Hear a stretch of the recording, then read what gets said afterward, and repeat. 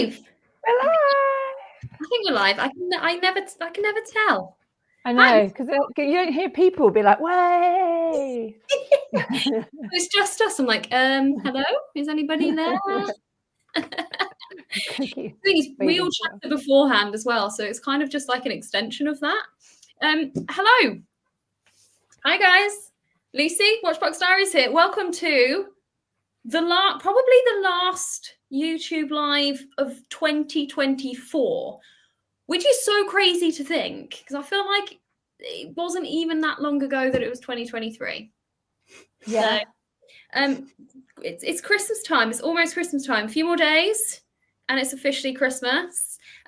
We do have Shari as well, but she's disappeared. She's decided she doesn't want to speak to any of you. So, in the meantime, we do have two of our lovely ladies here. I will preface this with Kate was also asked if she's busy. She hasn't been kicked out of the group. Don't worry, everyone that messaged her and said, "Where's Kate? What's she done?" She's just not here. So she's busy, you know.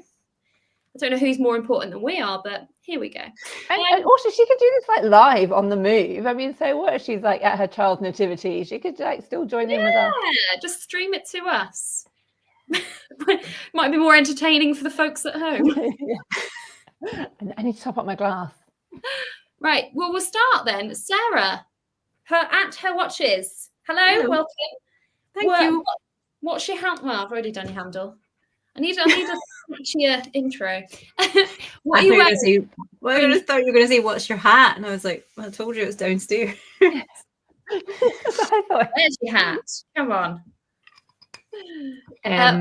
What are you wearing? And what are you drinking?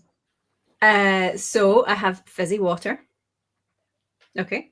Okay. I'm so sorry. And oh, hold on. Oh, geez. Right. Sorry. There you go. It's my Black Bay 58-925. I love that watch. Every time I you wear it, worn it a lot recently. It's good. It's such a good, simple watch, but it's got a nice color to it. Like, it's not super shiny with it being the silver. Yeah, it's lovely. It's really soft, but it is actually quite hard to pair with any other straps because the grey isn't a pure grey. It's a sort of taupey. It's almost got the slightest greeny, like very slight tinge. Anyway, it doesn't look good on anything else, really, sadly. But if anyone has any like color match recommendations for Sarah, drop a message. Yeah. I'm very, very picky. Or if there are any watch strap brands out there that would like to do one specifically for the Tudor. Make one. I'd take a bespoke one. Is it when you're next in London? When you're next in London, Sarah, is it Jean Rousseau, just off Piccadilly? I think you can go in and they've got like all of the colours and all of the straps. Oh, okay. We should do that together. Oh, yay, she's here. Yes. I'm so sorry. My Alana bloody unplugged the Wi-Fi. Stressed. Yeah, nightmare. You're good. Shari's here. Shari's here. Right, let's move on to Sam. What are you wearing? What are you drinking? Look at those pom-poms. I've got another hat which I might swap halfway through as well. And actually, I do have two other watches which I might swap halfway through. But I am wearing also Tudor.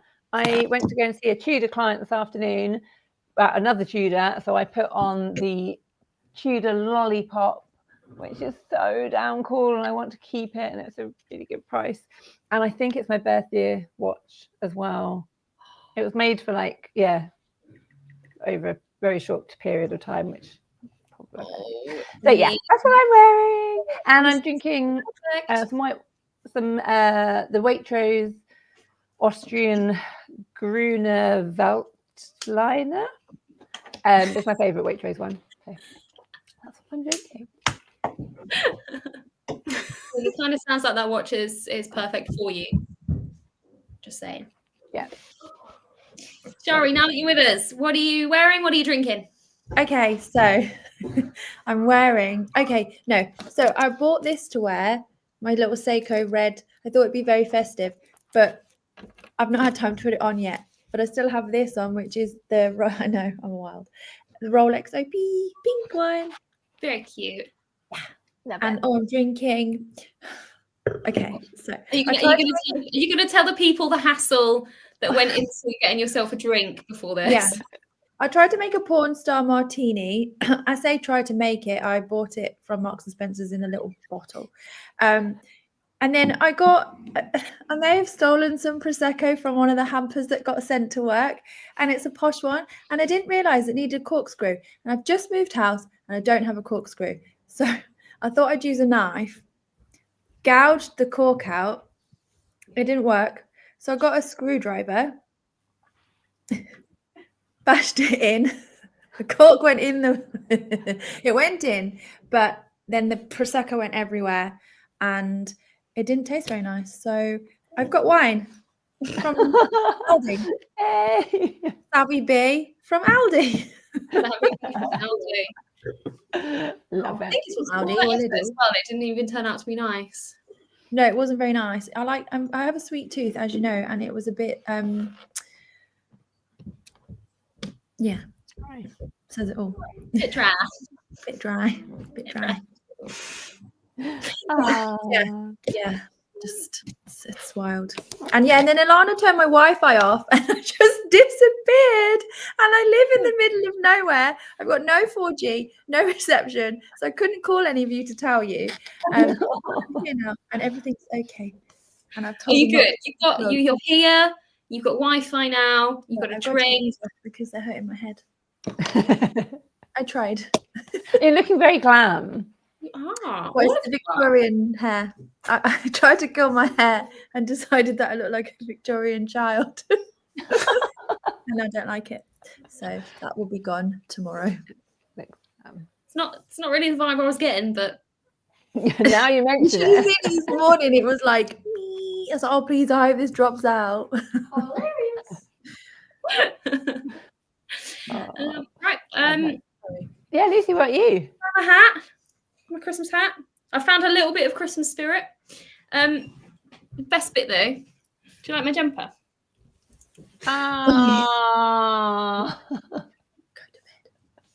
It's dinosaurs stomping on reindeer. It's about as Christmassy as my Christmas jumpers get. But I'm very excited about what's on the wrist because it arrived today. It's my well, I put it in for review at the moment. I've been dying to get my hands on this watch because every time I pick it up, I'm just like obsessed with it. I'm like, please, please, please. So it is the the face. Piers Brunswick mother of pearl, Yay. 38mm. Is that the orchid? Yeah, it's the orchid. I saw that. Richard was wearing that when he came to James Porter and Son recently, and I popped in to meet him, and yeah, it was very nice in person. It's so good. It fits so well. I've reviewed a few of the 40mm pieces, and I was like, can you just make them a little bit smaller? And then when I did this, and I'm like, also yay. And I'm mixing it up. So instead of my beer today, I've got Prosecco. I'm on the fizz. Yay! Well done. Look at me. I'm so festive today. Finally. Love it. Love it. I started the other day. I started putting a Chambord in my Prosecco, and I was like, "Yeah, it's good. It's good. It's like Christmassy, I think." But... You can get the sparkly stuff, can't you? Like to turn into like glitter. Oh yeah, yeah. Have we got people in the chat? Yes, we do. Hello, everybody. Thank you very much for joining us today. By the way, what watches are you wearing? Sarah, where's your Christmas jumper at? That Simon's just got an absolute fixation like with jumpers because we all went for dinner recently and he was like, oh, we're all wearing jumpers, and I was like, I don't have any, but if anyone wants to send me a Moser one, obviously I would accept. I know where there is a Moser one. I think you have to buy the watch to get the jumper, but like, we can arrange something. Don't think I can. It would need to be a nice gift, like a pre-owned gift to be putting someone else What's on Sam's head? I Sam, think they're like little reindeer. Yeah. They look like Highland cows. I They see get- like good noses. Yeah. If they get too annoying, I can change into another hat. Oh, not at all. We like it. That appears to be. What's everyone in the chat wearing, by the way? Hold on. Mm. So, Rich, check in the chat. Seiko SKX 007 Dre. Classic. Yeah. It's a classic choice. No, the wrist check. Tudor. What, is everyone just wearing Tudor? I sold a GMT today. Oh, Nice. it wasn't to Peter, was it? No. Well, I did repair Peter's recently. So I have had his GMT recently. Got some of your Luke. What we no Patek, same one I had on last week. Life's Casual. tough. Roll with it. Luke, my new Santa. Ooh. Oh, hi, Luke. I think I know him. Like a Santa, I know him. Oh, we got a Tissot Viso date. I don't think I've seen that one. Oh, can I interject with a very quick Tito story? Yes. I took my sister and her fiance into a jeweler's. Oh no, sorry. There's a reason it was a local jeweler's and not your jeweler's. Into a local jeweler's because they wanted to try on some wedding bands. And then out of the blue, he just bought a Tissot PRX. He's not a watch guy at all, and he bought the black to purple. And I was like, yes, I will allow this. Very nice. Yes. I think I've probably got about 3 or 4 people to buy Tissot PRXs. Yeah. Love them. Yeah, sorry, Mark Hackman, Red Moser Pioneer with the red Christmas strap. That's a lot of red. He is feeling Christmassy today. Mark, do you have a jacket that's wear? Yeah. There's some good watches going on there. Hi, Yeah. Dan. That's right. Dan! Oh, Dan! Every time I see Dan or speak to Dan, he's got a watch on that is literally like my love. Current favourite on today, late 50s Universal Pole Router. Well, he does have a lot of amazing watches to choose from. Yeah. Yeah. Yeah. Imagine just that opening up the safe or just the shop and being like, have one today. Please. I think I could have picked about 20 in their window. Yeah. How would you choose though? That's the thing. How do you choose each day? I don't know. I do have a go-to. I always do leather strap, like plain dial. She's so fun. You go fun with the strap. I've changed my watch. I'm Seiko now. Yay! Festive. Me and Shari have the same Seiko. That's how we became friends. Oh. The Key Royale, and like so many people complain that it's a 34mm piece because they love it, and I'm like, just let us have it, please. You guys get all of the bigger style, like the bigger sizings. Can we please just get this one? And they've never bought it out bigger, have they? They've never bought it out bigger. Maybe they will. Maybe 2025. No. Yeah, maybe. Seiko. No, you know. She knows. Shari knows. Oh. Okay, those are in for review. Okay, fair. All right, fair. Puppy! Daytime toner. Do you think it? You know an Aquanaut when I think of Watch Puppy. Yeah. What's that on the? It's got the Havana Sean. Quite like that. I think so. Yeah. Oh, I'm scared. Sorry. J. Paul says, waiting for the wine to kick in and the fun to begin. Hey! We're only at 2 sips. Wait, we're going to kick in the fun to begin. We're here. Getting merry. Yeah. Okay, so what are we discussing? What's on the? Although 24 is almost over, which is crazy, as I said. There's been quite a few watches out. I've cobbled together. Please don't judge me on this because it was a very quick project. But I've cobbled together some releases from each month of the year. That maybe Oh wow! Well done. And don't say that until you've seen the presentation. Okay. Presentation. Oh my god, I love it. It's only 'cause I don't know where else to put it. So Yeah. it's really bad. So I've just got to remember how to present. Okay, so let's do this. Let's go. Oh my god, I'm so ready. I'm so not ready. Okay. Everyone's seeing my presentation. My terrible presentation. I think it needs like making bigger. I'm Yes. on it. I'm on Oh, it. sorry. I thought when you said like, can you see it? I thought you meant like. Ah. Can we see it? Wait. Slideshow. Ta-da! Ah. Can we see this? Yeah, look at this. Yes, I'm really enjoying this. Can we do slideshows more often? This is so bad, isn't it? No. So let's run through each month. Everyone in the chat, feel free to get included as well. I'll try and multitask and do both. But if not, ladies, please help and point out comments. I will point out, Gareth, any watches on your Christmas Santa list, ladies? We'll cover that in a second, but a massive thank you for Yay. Joining in. your super chat. Right, so January. So it was a bit quiet this year. I don't know whether you guys thought the same. I can't Yeah. believe that was January. Yeah. This year's been so Slow down. I know. Yes. I mean, the highlight, I guess, like the one that really stood out for me was the pizza watch. Yeah. A watch that started out as an April Fool's joke the year before, and so many people were like, "Can this be real? Can this be real?" That they ended up just Very popular. Yeah.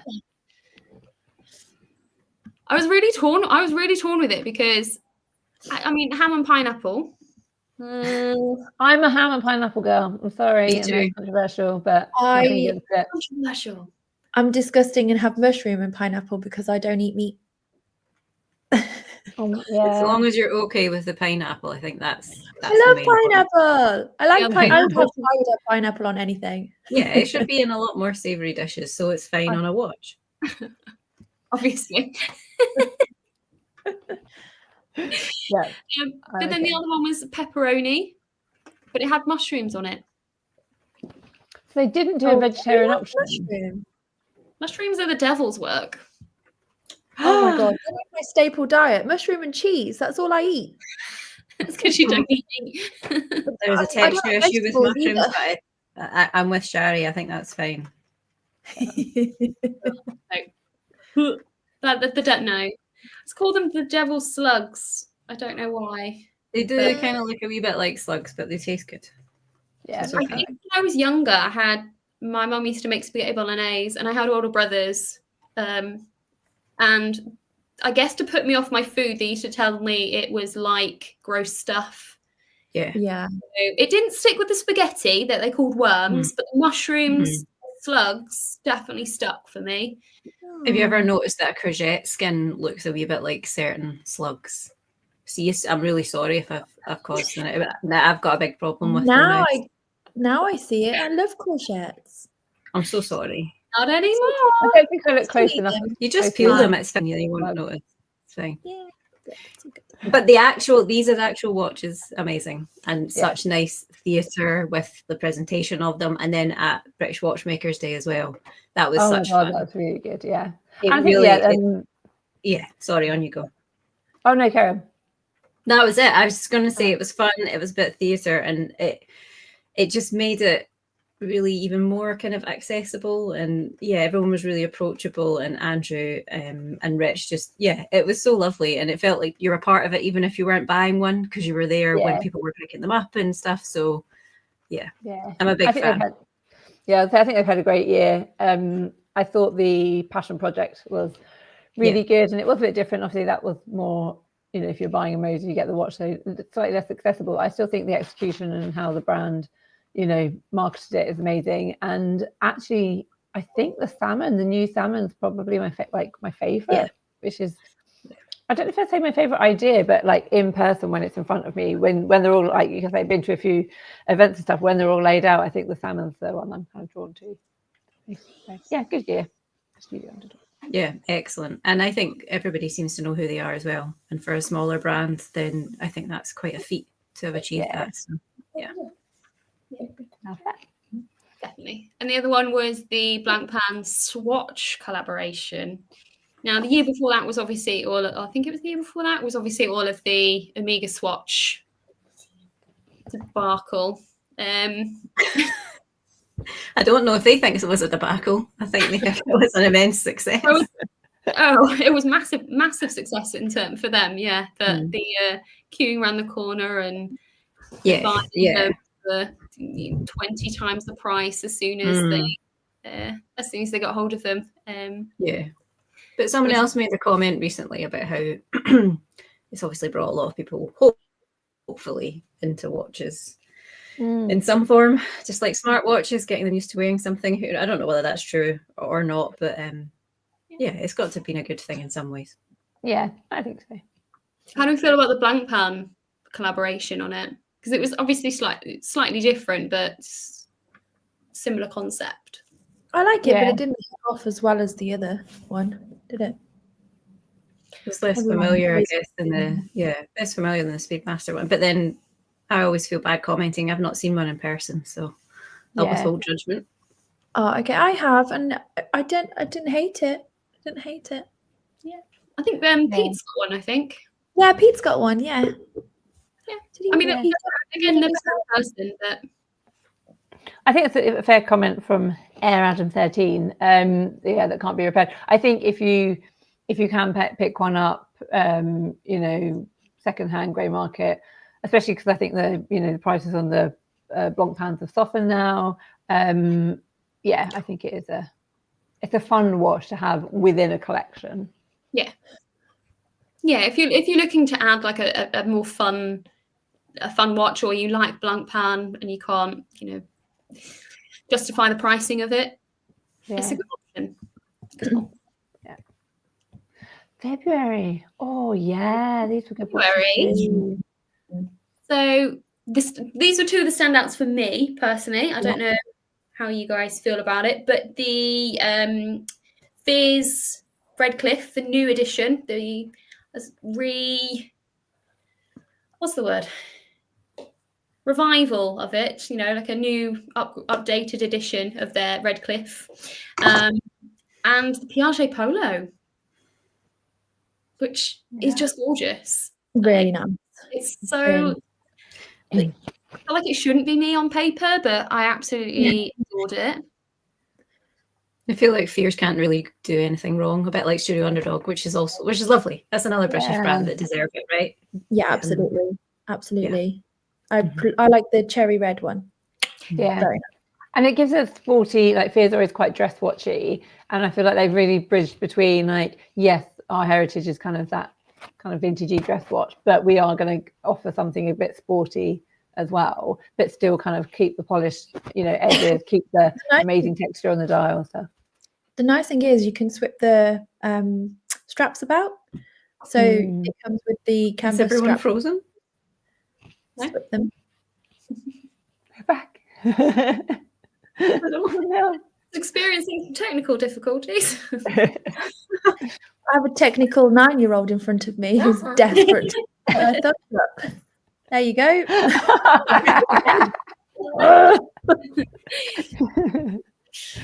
I'll be here in a minute. Which one are we going for? Are we going for the Fears or are we going Piaget? Oh, you can't. No, that's not fair. You can't do that. Why?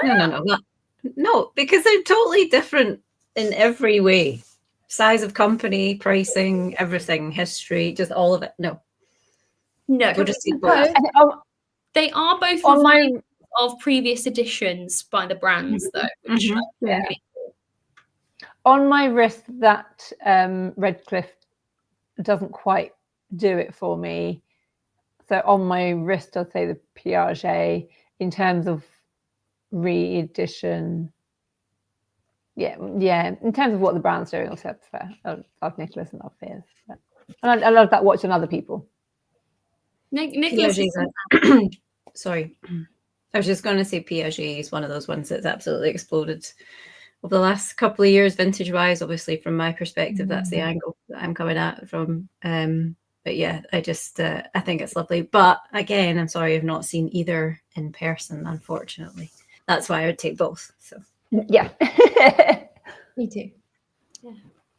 If anyone who wants to know a little bit more about the fears, I did do a review of one. So my channel afterwards if you want to listen to it.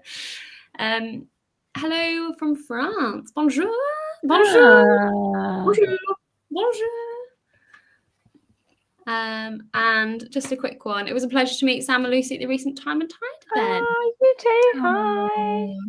Well, we'll do this, and then if maybe we can talk very briefly about some of the events that we've been to this year, because it's been. That'd be fun. Okay, let's move on to March. So a couple of standout pieces for me, and then one that caused a lot of faff. Not faff. A lot of. Oh my God, these watch brands bring out watches. Like, come on, I've got other stuff to do.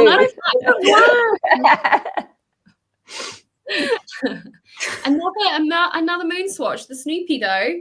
Everyone loves Snoopy. Yeah. I did like the glow in the dark element of it. There. You did? Yeah. Yeah. I actually bought this one. You did? Oh. And I've never worn it.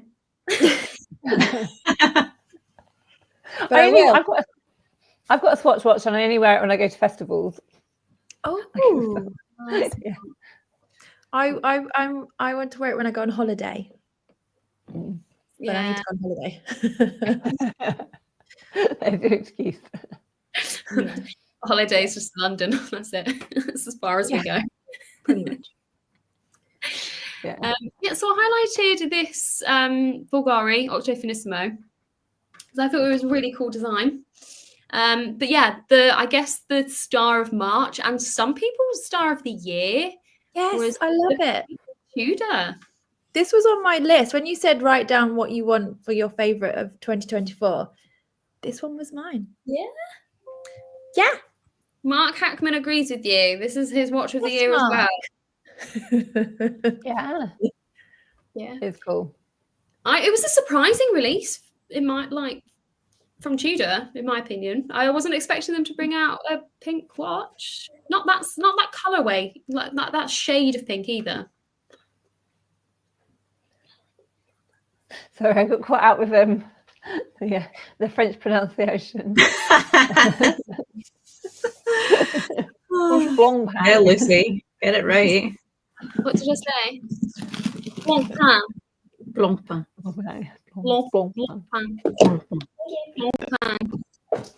Sorry, I'm really not good. If you've seen any of my YouTube videos, my accents and pronunciations are just a no-go.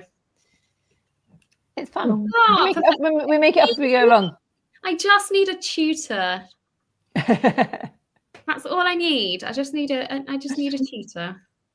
Revert back to school, Lucy. Off you go. See what Watch Pappy's saying about the Tudor. It's okay.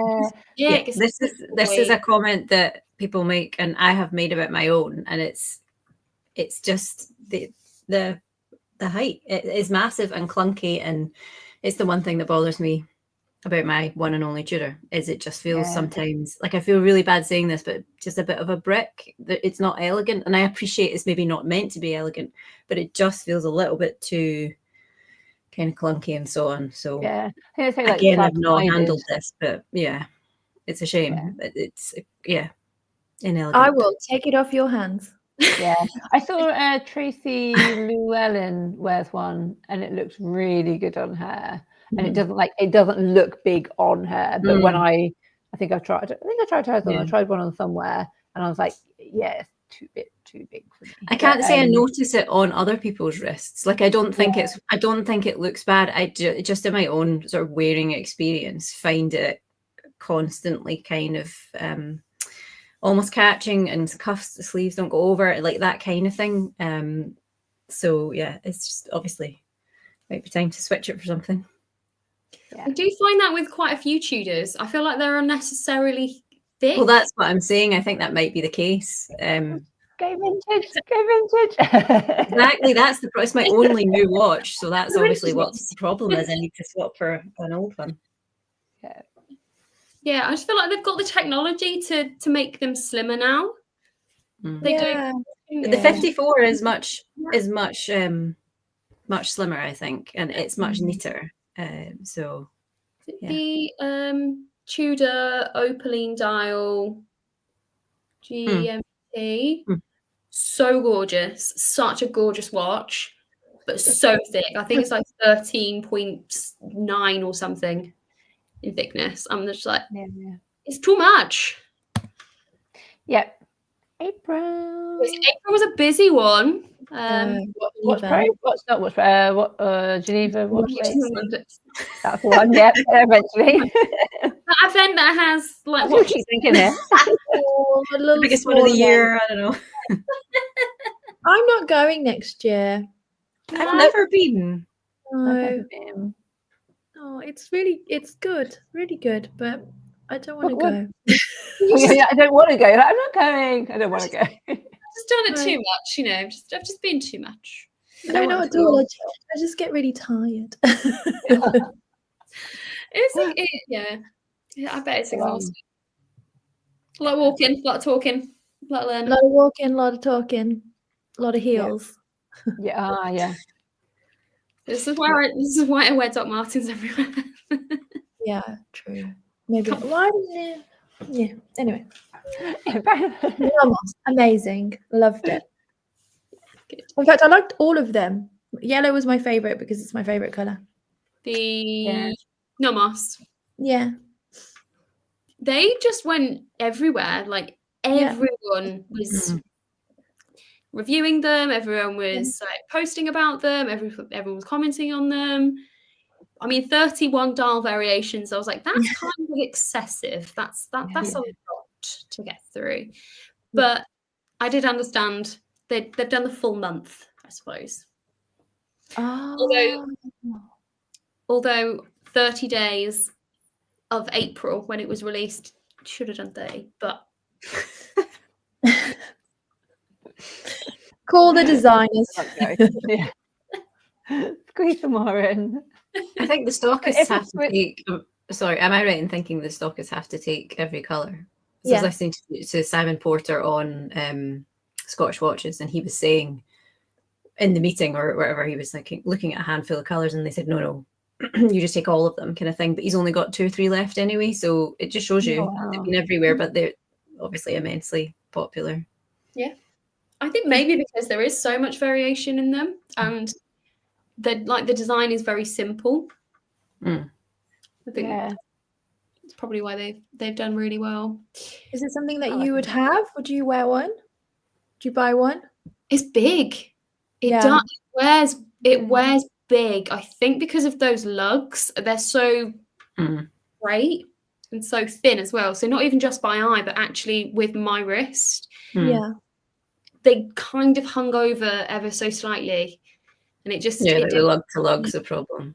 Yeah, it just didn't sit right aesthetically for me. Okay. Yeah. I think if I got one in to sell, I would quite have, well, depending on the size, I would wear it in terms of I like it, so I'd wear it. But would I spend money on it? Depends. Do you stock them, Shari? No. I'm just asking out of interest. No. It was because I said something about you need to take the colors, and I thought you were like, yes, you do. I saw them at. I went to see them at Geneva, and the lady was lovely, and she just told me to buy in. That's what you had to do. It's quite a big buy-in. No, must tang it. Oh, no, I'm not even going to try. 175th anniversary colour editions are one of my best picks of the year. They really stood out in the metal at Watches and Wonders.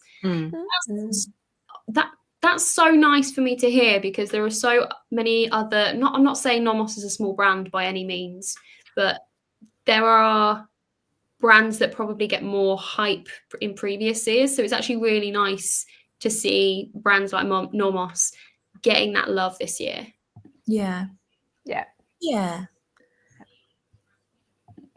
Long lugs and minimal bezel. Yep, for sure.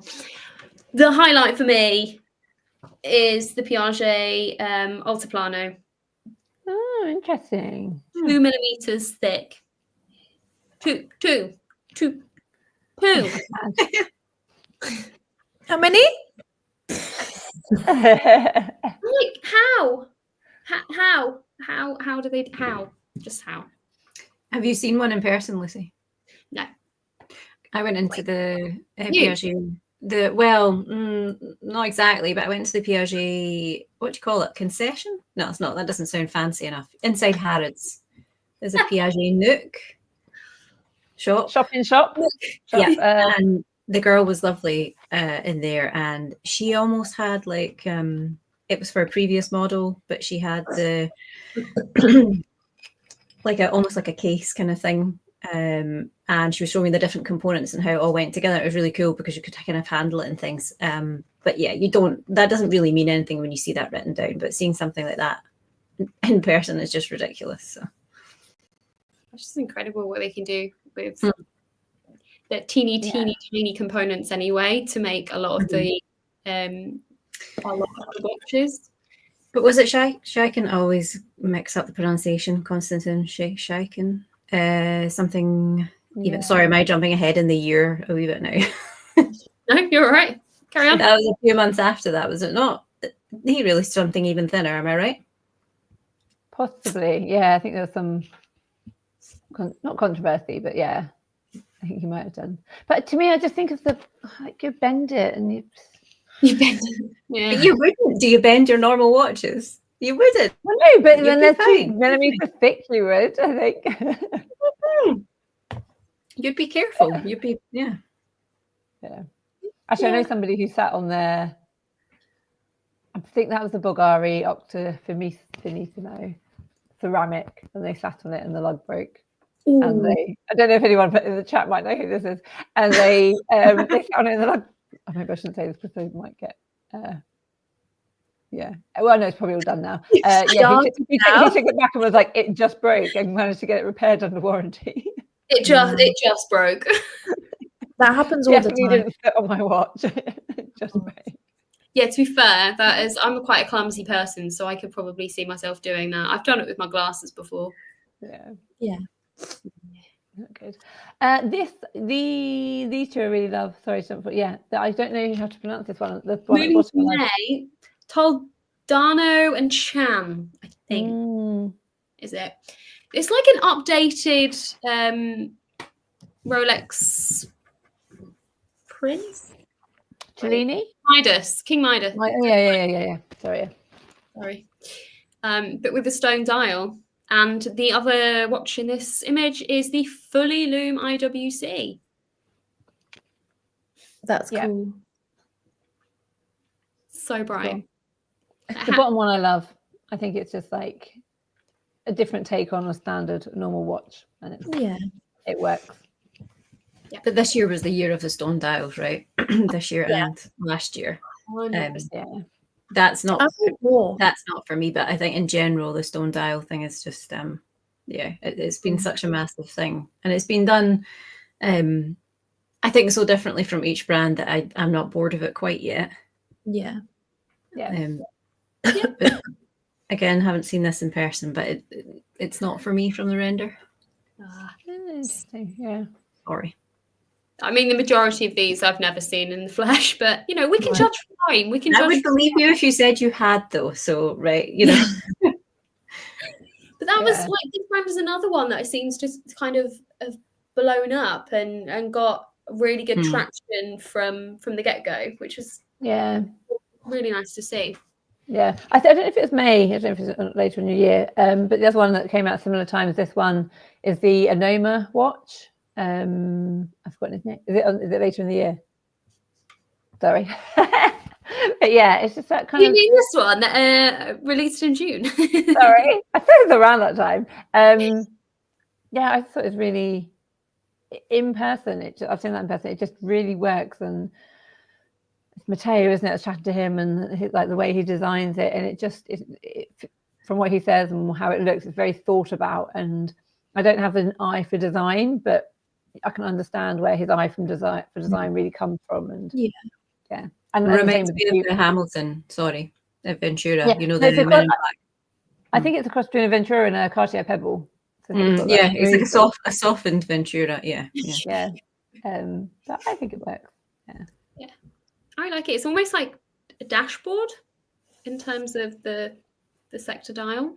I think I've seen a dashboard clock that's similar to that. But again, that was another one that just completely blew up and seemed to have gained loads of traction straight off the bat. Yeah, definitely.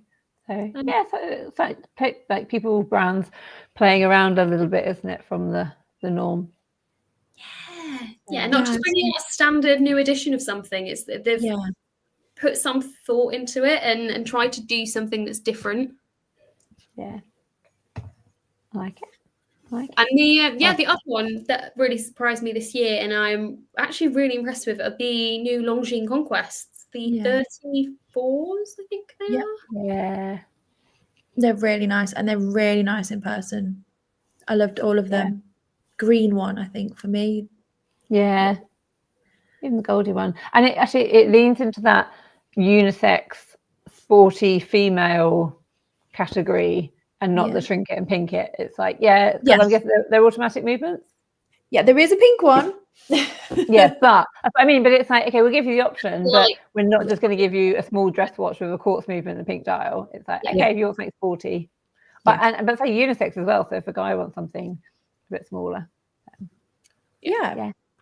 offering us a watch that would be absolutely fine in a men's collection if it was slightly bigger. They've actually just shrunk it rather than taking out all the stuff that makes it a cool sports watch. Yeah, I like it. July. No, that's August. July. Olympic edition. Love this heritage design, like with the sector dial and I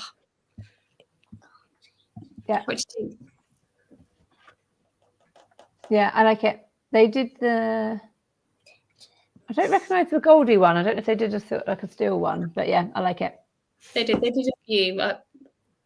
I like the newer, like these vintage inspired Olympic watches, because some of the more recent ones have just kind of been samey, I think.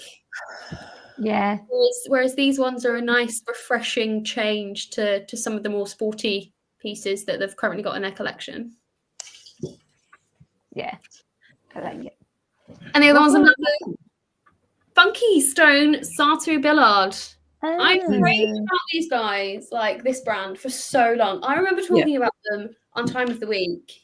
And I was like, guys, I've found this brand and I absolutely love what they do. And like they've just gone from strength to strength, and like they keep coming out with such wild, cool style designs. Yeah, they do really stand out. And I remember my old work when we did the charity auction. And Armand was so nice to deal with and so generous and everything. But the level of customization and everything that they offer and the variety of things and just the attitude towards that. Again, listening to him on Scottish Watches, there's just such nice things you can say about them. But yeah, the range of dials is just amazing. Yeah, seen a few in person. Always been really impressed. Exactly, and no two feel like they're the same. Obviously, you know. Yeah, definitely. Yeah, absolutely. Move swiftly on to August. Grand Seiko released some new red dials. They release so many watches throughout the year. Yeah, that's like the only sort of complaint, right? A lot of people say that is that kind of trepidation about buying because you assume something else might come out imminently. But I was lucky enough to go to a Grand Seiko event in Glasgow with James Porter and Son again, and that was nice. We got to see some in person. I can't remember any of the model names. It was a lovely one with a green dial to sound like an idiot. Really nice in person, and you don't see many people. Obviously, you have a lovely one, Lucy, your Blossom one. But yeah, these are good. But yeah, a lot to get your head around, I think. Yeah. Yeah. I What's don't the know other how one? I feel about this Power Reserve colour. I don't Oh, like no, the, it's fine in person. It doesn't look as big as like harsh as that, I don't think. no. I could have made it into more of a sunset vibe, maybe. Well, I like it. Maybe. Yeah. I mean, I know a lot of people have like the Power Reserve indicator on the dial is a very love or hate Yeah. thing. I I'd know say on some of them they're putting them on the back, which I think is also. Yeah. I wouldn't change my cherry. I actually really like when the indicator moves up as I'm moving around, or like if I'm actually winding it on myself and you can see the It's like the modern day step counter, isn't it? It's like, you're not moving enough, your power reserve coming down. You've been wearing this watch for an hour and you've only got up 2 notches on your Power Reserve. Get up. Yeah. My other option for August is kind of controversial. It's the Hublot. I did wonder Your what that was. pronunciation will be criticised again, Lucy. Hublot. Hublot. Hublot It's an Hublot. or Hublot. Yeah. I think Stars Guy did a little thing about a video about how to pronounce watch brands. There we go. And then he was like, so first of all, you do not pronounce the H in Hublot. And second of all, you do not buy an Hublot. I should do like a Coventry pronunciation of it. Oh my god. Yeah. Hublot, innit? I would never do that. Don't hate me. Please Oh, don't do it. I mean, it does sound like a TikTok thing. Yeah. Yeah. I think like blue, you could do like a Blue Water Lakeside Essex one as well, I think. Yeah. That'd be amazing. But I'm rubbish at accents. Yeah. You could do one. We could all do our own accent and pronounce various brands. Yeah. Maybe in April on our weekend. Yeah. Yeah. Pronunciations around the UK. Yeah. But we're still in the UK. We're still not going to pronounce anything French. No. I Yeah.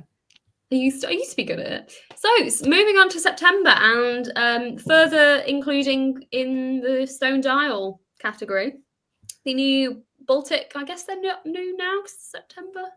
But they still feel new to me. The Baltic boutique editions with Stone Dials. A couple of us went to see them. That was a great day. Boutique in London, Yeah. Yeah, if anyone's in London wants to go to Baltic Boutique, they're like the showroom. They're so friendly. So yeah.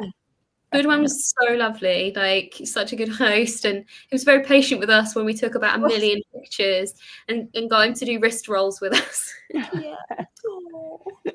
Can I interject and ask that's if you're going to talk about are you going to talk about Denison later? Have you got a slide with them on it? We don't. That's Okay, because we're talking about Stone Dials. I feel like you can't not mention them because a bit like Fears and Studio Underdog and everybody, you can't go anywhere on Instagram without seeing Denison, and having seen them in person. I mean, it was so lovely. I mean, because if you've worked with vintage watches in any form, the Denison ALD signature on the inside of a case is very, very familiar. Pocket watches, wristwatches, even early Rolex. Obviously, Denison made cases, and now they're a fully fledged watch brand, and they seem to have managed to absolutely nail a really nice formula and identity without being contrived or too expensive or anything. And I've just seen so many people raving about them. And then we were at Watch Pro, obviously we met them, and we met the guys, and just such a nice positive kind of feeling, and as I say, universal praise. So just on the Stone Dial note, they're just offering so much for so little.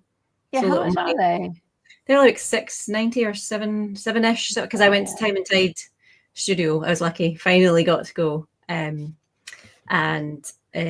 George and James I met them, and they showed me like I saw a couple, and they mentioned the price. But yeah, so I just had to mention them as well. So that's one of my top things of the year. Would definitely be Denison. Yeah, good job. I've got them flagged. Flagged, good. I've got them flagged. We'll take a quick look at those. But yeah, they are also at the Time and Tide Studio in London. Yeah. So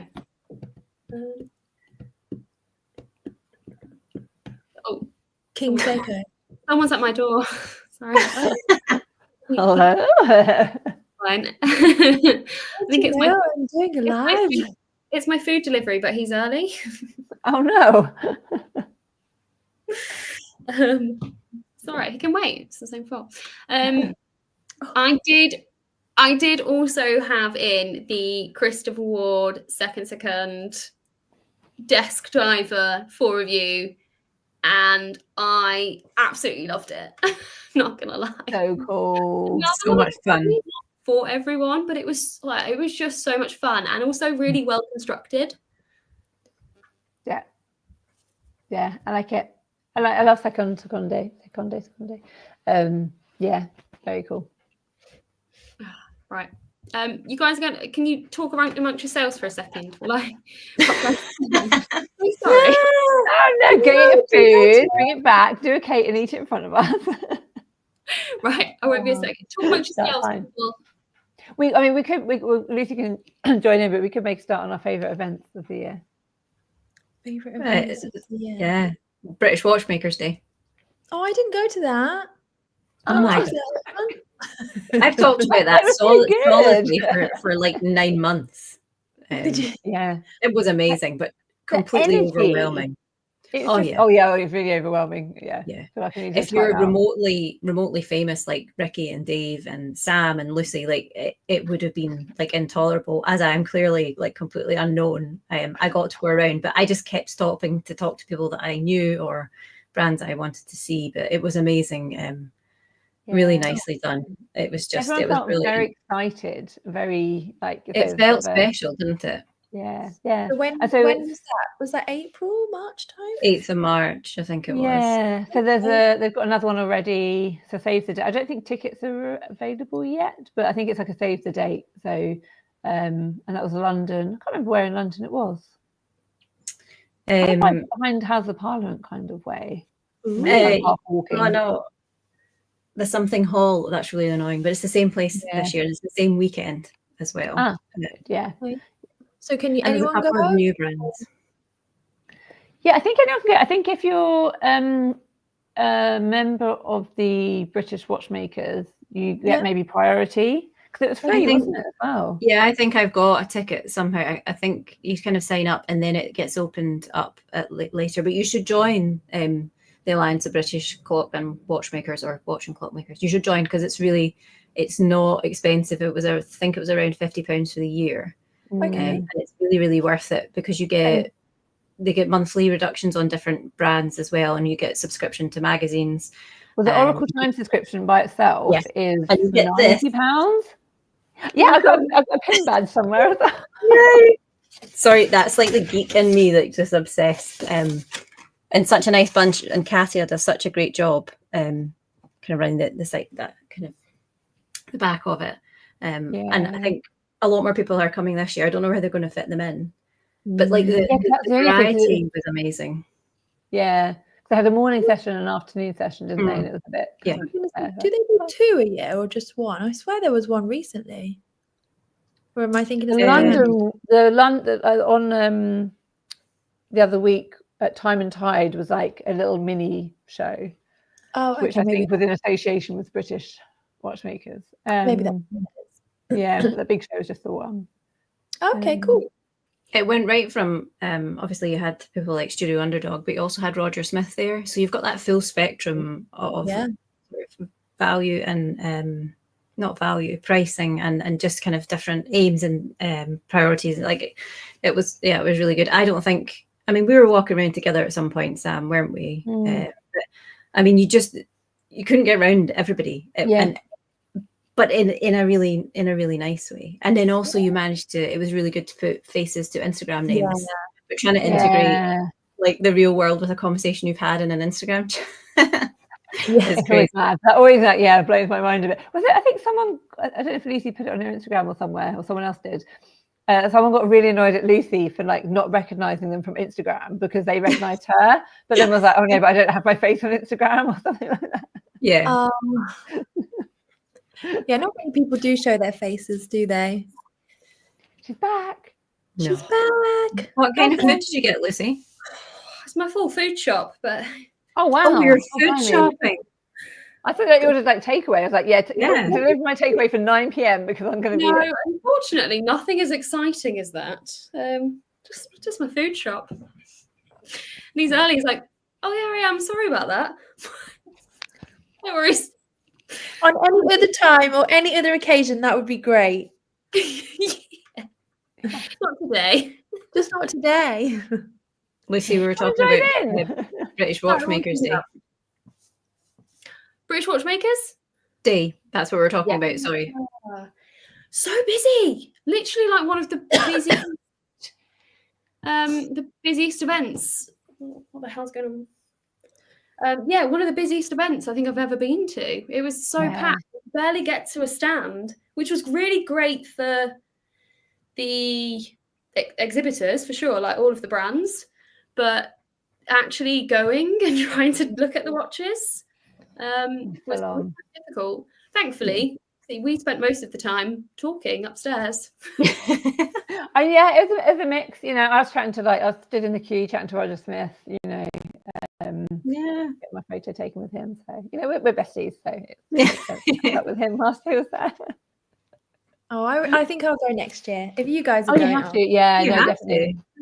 I'll have Tickets are to. available. Okay. Tickets are available now Okay. for the next one. Cool. Yeah, it's a good time. Like it was really good, and a lot of people attend. So although I probably didn't get to see many of the brands that it would have been nice for me to have seen, Yeah. there were a lot of people actually attending that were really nice to meet and to catch up with. So for a watch day as a whole, like meeting brands, meeting, you know, people with the industry, fellow watch nerds, like as well as seeing some of the watches, it's a really good like event as a whole, I think. Yeah, agreed. Yeah, agreed. Yes. Very exciting. Cool. Cool. Sorry. Right. What do I else do? What did I interrupt? No, so we're just going to like, yeah, as the thing about events and just started only really with British Watchmakers. So I don't know if you wanted to finish the year or we can move on to. Should we quickly finish the year? Unless everyone's really bored of it. We're with Rick. Well, moving swiftly on to October. Some of the lesser known brands are not Patek. Let's talk about those. Berneron. These guys seem to, again, another one of those that have just completely blown up online. Yeah. You seem to see everywhere. Yeah. And then I recently saw these in person. So they're Echo Nutra. They are some of the lightest watches I've ever got hands on with, and they're so much even better in person as well. So power to the micro brands at the minute. They seem to be doing really well. Yeah, agreed. Absolutely. Have any of you guys seen either of the Berneron or the Echo in person? No. The first one, again, seen it all over Instagram, really liked it. I did like a little bit of very, very small amount of research on it for the GPHG nominations. And I just think it's really cool because the movement is like the movement shaped to the case as well, as opposed to putting like a generic round movement into it. And then, the other one I hadn't seen in October, but the last like week or so, I think they've been at Time and Tide, and I've seen a few things pop up from Time and Tide. Yeah, they are. If anyone does want to see them, they are actually at Time and Tide studio now, so you can go and pop in and have a look at them. Because that's where I saw them in person. I was really, really impressed. I came and only saw you. I didn't even look around. That's the most important bit. I get sidetracked. Love it. We do it all the time. Just like that. I've got a question from Thomas. Yeah, so what were your flops of the year? The skeletonized Alpine Eagle was lazy. The Bremont rebrand. Patek denim look straps. So bad.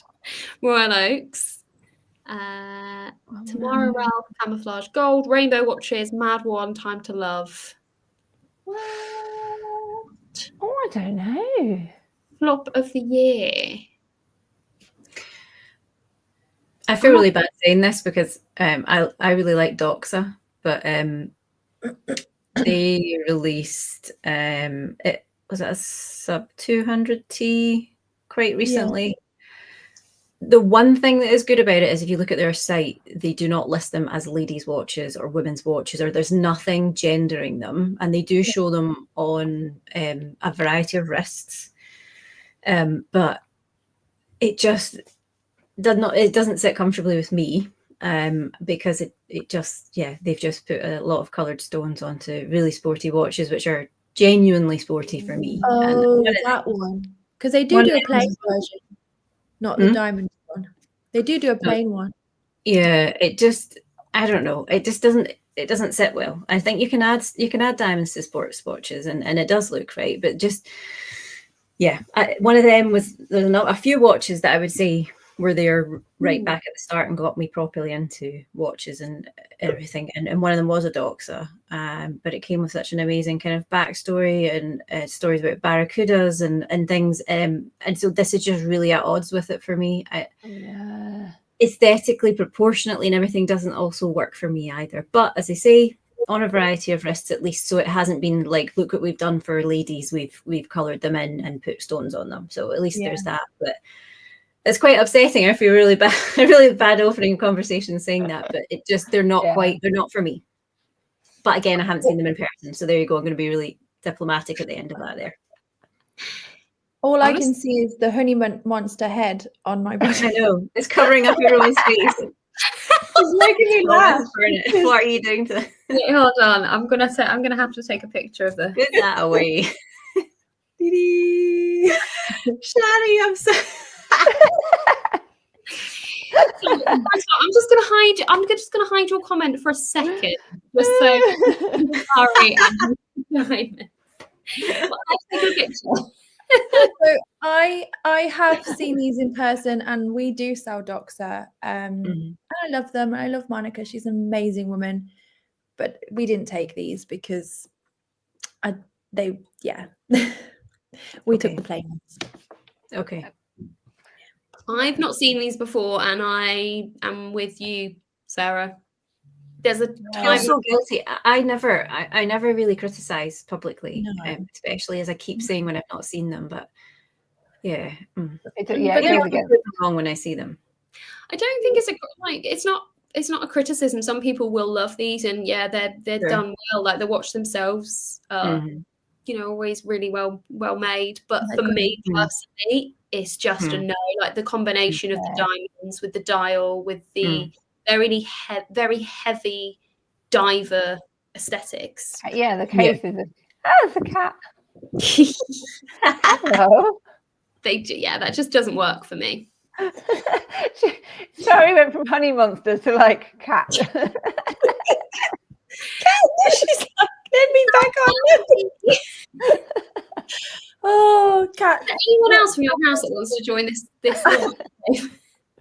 Can we do it on a child-free week? Can't do anything about the cat.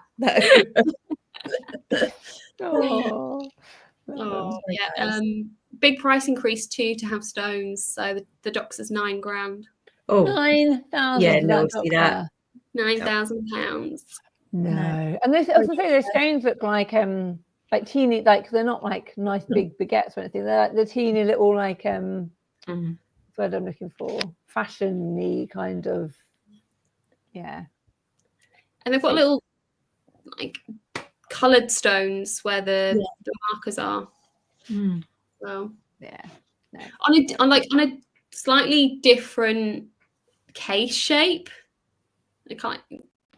and case design, it may have worked. It may have worked really nicely. I bet these dials are gorgeous in person. I bet it was a man that designed it. Sorry. I just picture this like, boardroom. We need to make more women buy our watches. Put diamonds on it. This is something that they're really in at the moment. Let's whack them on a Doxa 200. Yes. Okay. Yeah. Does anyone ask for them? No. That's fine. We'll do it anyway.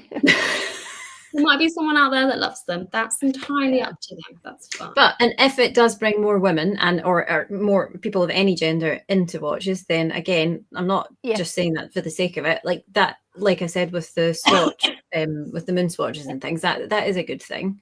Yeah.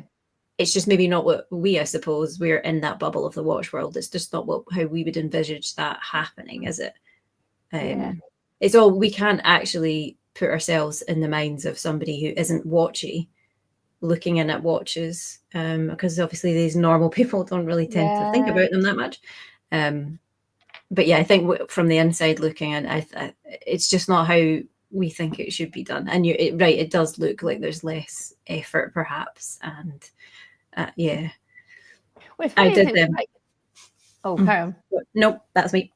I was like, it's funny comparing the Doxa to the Longines, because they're both trying to bridge the gap between feminine sports watch, and it's like Longines seem to have done it really well, and Doxa seem to have done it like it looks like they're both appealing to the same audience. I do like that. I appreciate it, that bridging that gap. It seems to be incorporated into a lot more collections now, for sure. But I think Doxa have maybe gone too far, and Longines have got it just right. Yeah. Bit Goldilocks situation. Time to leave. I think the Cubitus has to be the flop of the year. PP took possibly the single most celebrated sports watch and updated it to that. I think I'm actually probably going to agree. Yeah, so the flop of the year. It's really difficult, isn't it? I think I never really thought about it like as an opportunity to create something new, and it is essentially a new watch. But even the name, obviously, it's all referencing an existing one. The name was the main problem for me. It kind of made me cringe a wee bit. But again, I'm so sorry, I haven't seen one in person, so I would like to see one. I'd like to try one and so on. But it would have been nice to maybe have something completely new, right? Yeah. I've been lucky enough to see them all in person. They're not as bad as I initially thought, and they're also not as thick as I initially thought. However, still not a fan. I know they tried to do something different, and there obviously will be a market for it, and they'll probably be sold out within a second. But for me personally, I would have liked to have seen something completely different from them. Do you like the Nautilus? Yeah, I like the Nautilus actually. But it's kind of like they've taken that and they've done a Wish version. Yeah. Actually, it reminds me when the AP brought out the 1159. It reminds me of like Emporio Armani, and it feels a bit like that. It just feels like a high street fashion brand doing a watch. It just didn't feel like Patek doing a watch.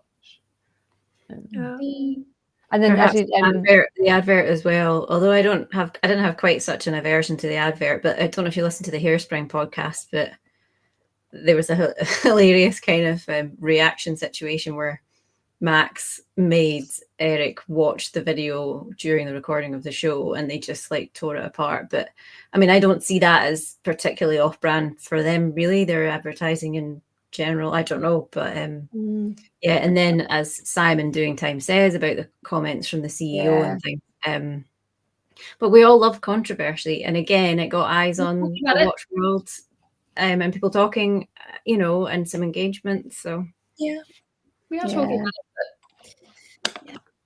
But they've changed the rotor as well. It looks like if you see it up close, it used to be like lovely, and now it just looks like a deck chair. I'll post pictures on my Instagram story up close, because it was kind of disappointing. As I said, better. I think in a year, in a year of a lot of very good watches, then it is a standout as not anywhere as good as all the amazing watches that you've shown us already. This is also a pet hate for me as well. Sports watch with a 30-meter water resistance. Yeah, like some of the Panerais, and it's just like Panerai shouldn't have 30-meter water. What? Just why? Why? Yeah. And I think he also mentioned Bremont rebrand. Now, we've spoken about this before, so I'm not going to go into too much detail here, but it caused a lot of controversy for sure. So I'm a no commenter. I'm like, if we're literally just mentioning like highlight events of 2024, Bremont, it will be on there. Like they're on the list for sure. I'm intrigued to see on the naughty list. They've refined the logo. The pink one that they've just brought out, everyone in my shop loved, and we sold it straight away. So they do still sell. People do still love them. I mean, we just sold a 25k one. I think it was gold. I don't know too much about it because I didn't sell it, but I did see it go out. But yeah, so they still sell. They still go. Yeah, people still by them. And me and Sarah listened to their talk at Watch Pro. Memorable. He was really good about everything. He was very clear. He said, yes, there are things that we are taking on board, and we're amending them. We are trying to be more of a brand that listens to the customer. So hence why we've now changed the logo, and it's a lot more accepted within the. I'm intrigued to see where they're going to go. Yeah. We'll find out. Yeah, that was a good interview. And Rob, sorry. No, go. Rob Corder asked some good questions because we knew we knew there was some controversial stuff. Yeah. But Davide did concede there were some kind of errors and things, and then Lucy and I got the giggles at something completely unrelated. So some of it's a bit of a blur. But no, that was good. And I think, I'd be interested to see what comes next, because although I'm not a personal fan, you would never wish for the end of a brand that is the majority is kind of British, would you? It's good to see that. So it would be interesting. Yeah. And just from a watch nerd perspective, like it's always intriguing to see a brand's journey and a dramatic turn in their story. So thank you very much. Redacted actual. What makes the Cubitus worse is the CEO's response to criticism. Quite unprofessional. Yeah, especially when we compare it to Davide at Bremont. It's funny, isn't it? Literally, exactly that. Yeah, that's a true contrast. Yeah, there's a way to handle it, and it's probably not the best way that he's doing it. Yeah, but then they're still going to give private jet, tours to the factory for young, wealthy boys that want to have a party and are going to spend loads of money. So, yeah. Sorry. She's having Santa issues. You're taking your. I didn't put my second hat on. Oh, she's got a hat. The only one that's Christmassy right now. All right, I've got a sparkly jumper on. You just can't see it. I'm a unicorn goth. Okay, here we go. Unicorn goth. I like that. I'm going to see Slipknot tomorrow. Does that count? Yeah, Slipknot do Christmas songs. Yeah, I don't think they will, but I'll let you know. Chant it in the crowd. We wish you a Merry Christmas. Sorry. How's it go? One more time. No. Okay. November, very quickly. Oh, it's still got to be what says, Sorry. Bowcraft. I was so pleased with these. So this is their new element. So that's their sports watch range. I put the orange on there because it was my favourite colour from their new collection. I really love this. You there? Yeah.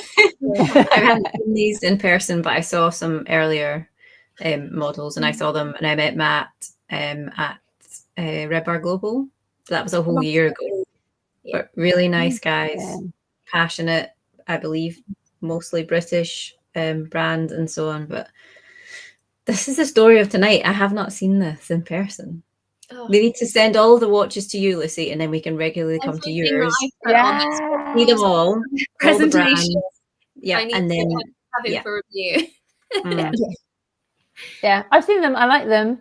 I'm just like kicking myself because the one at the British Watchmakers Day was a one-off, and it wasn't this new sports version, it was their dressier style, and it was called like Grey Skies, and it was like representative of like skies in Britain, which are usually grey. It was like a grey blue dial, and it was only available at British Watchmakers, and I didn't get it. And so everything else they bring out, I'm like, oh, I like it. I just don't like it as much as It's not that one. That one. Yeah. Yeah, Matt's lovely. Yeah. I think they did it like a Cambridge Live, like a Cambridge festival last year, where they made bespoke dials and hands for some of the presenters. Oh wow. So if you wanted something specific, Actually, I think you might have say that. Yeah. you could get a bespoke one. There's some love for the Woohoo! We'd love to get our hands on with the new Broken Filament. They look like they could be really good. They are very good. Are they at Time and Tide? Not as a resident, yeah. They were here. They were there for the British Weekender, but not for not like a regular brand. Yeah. And I finally got hands on with the Serica 1174. So if anyone has heard of Serica or seen many of their watches, the majority of them are more towards the tool/dive aesthetics, I would say. So when they released this in November, I was like, what? This is so unexpected from them. Like, it's more dressy. It's a completely different style, completely different sizing to them. And they're really nice. They're slightly bigger in person than I thought they were going to be, but the quality's there. And I love that they've taken a dress watch approach and have done something completely different. Yeah. I've seen this pop up a lot and people like rave about it. I don't know, for me personally, it's like it doesn't do it for me. Maybe I need to see it in person, but yeah, I'm not there. Which one is it? This one. This one, yeah. The one that's not Ware or Bowcroft. I know that one, but I can't see. I can't see. Oh yeah, it's really small when you're actually in. Yeah. To be fair. And then the new Amigas, the new James Bonds. Yeah. Oh, I like them. I like the idea of the silvery one. yeah, Silver dial, isn't it? Silver colour dial. That's cool. Shari's getting some enthusiasm back. Come on. Yeah, sorry. I know that one.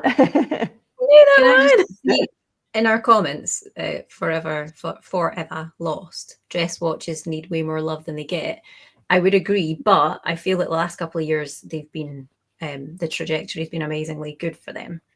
So, and also Instagram feed wise, you'll see someone with a ton of steel Rolex, but now they've also got like a Piaget or a Cartier or something like that. So we're definitely coming back. Yeah. Oh, Smaller and in precious metals, that kind of thing.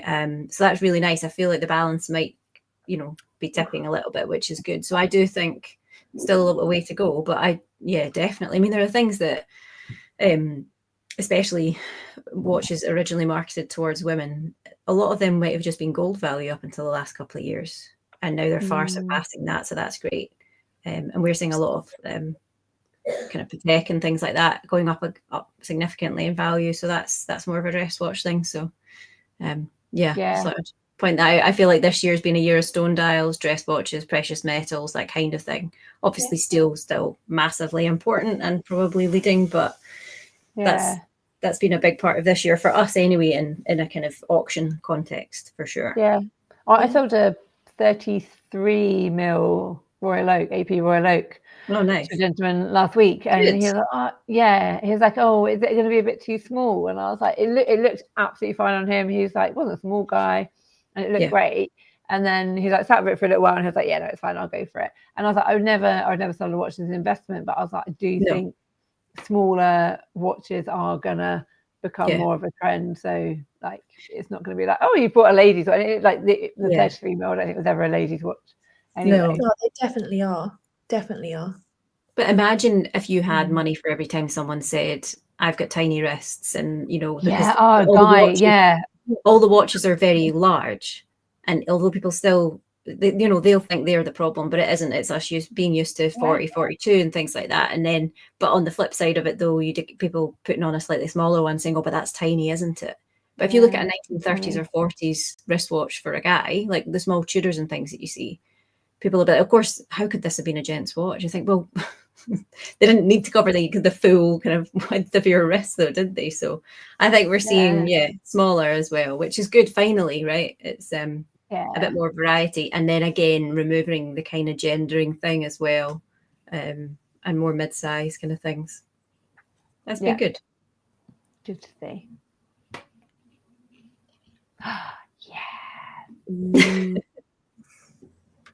Well, you've done amazing here. You've covered like the whole year, all of the brands. Which bit from December do you like the most? Orage. Orage. I mean, we're a bit biased. A2 Omnium. They're cool pieces. And I really like these new Farahs as well. I do. Someone called them the alternative to the IWC Patronus, and I love the Patronus. Oh my God, I love the Patronus. Yes, we saw it at the same time, didn't we? I remember we were all together. Like, so yeah, so it's just made. I love Farah, and it's just made me love the Farah even more. So I'm like, I can just get that little taste of a Patronus. Fairer in Time and Tide as well, aren't they? Yes. Yeah, and James is amazing. James will go to a lot of events, and actually, whenever you see the Farah collection laid out, I'm always like, I like that one, I like that one, I like that one, I like that one. Like That's true. I could happily wear variety to their ranges. There's definitely something for everyone, I think. Yeah. And playing around with colours and design. Yeah, I think I could happily wear over half of their collection. Yeah. Something I'd say about Orage as well, obviously I know Dave really well, but when you see sort of professional Dave, it's a different story. And at Watch Pro back in November, Orage were there, and they had Lenny. I don't know if you've ever met Lenny, who's more on the kind of technical side. It's almost like the reverse. So with the exhibition case back, the movement is so much more of the story. So that sounds ridiculous, but I feel like looking at a picture of them, that's just half of it. As soon as you have a conversation with the guys, I'm not particularly technically minded, but it was absolutely fascinating and really nicely explained. And the display that they had as well, I mean, they're beautiful and technically impressive, but like 100% something that you have to see and you have to talk to them about. Quite engrossing the way that they speak about them. And really nice. Their new movement, like, if your watch is gaining plus 6 seconds a day and you want it to gain +2 and a watchmaker can regulate it, their new movement, you as the owner wearer can regulate it yourself. Yeah. This is just mind blowing. Yeah, they're a great bunch. And also, again, when you get the opportunity to speak to them, it feels very personal, and it feels like you're not like you're being sold to, but you're kind of buying into being a part of that. And there's a lot of passion there that is not a sales pitch. We all know when we're being sold to, which is fine. That's how this, obviously, the world works. But it does seem to be coming from a place of genuine kind of passion and love and knowledge and things like that. So no, really nice story. And there are a few models at Watch Pro that I hadn't really seen before. Yeah, exactly. There's like a meteorite dial, but I can't remember quite the details of it now. But the way it kind of went down and they mapped it. Remember how they mapped it, but they mapped it similar to the actual meteorite hole where the meteorite had landed. And there's some really gorgeous watches within the collection. Yeah. It's another one of those brands that, yes, like the front is great. It's lovely to look at, but the back is so much more interesting. Yeah. So much more interesting, and really genuinely beautiful, without being a ton of engraving or anything. It's not about that. Just have to see them. Yeah, they're really cool. Very cool. I mean, on the complete flip side of that, I'm really obsessed with the new Hamiltons. Do you like them? I love them. Like the size?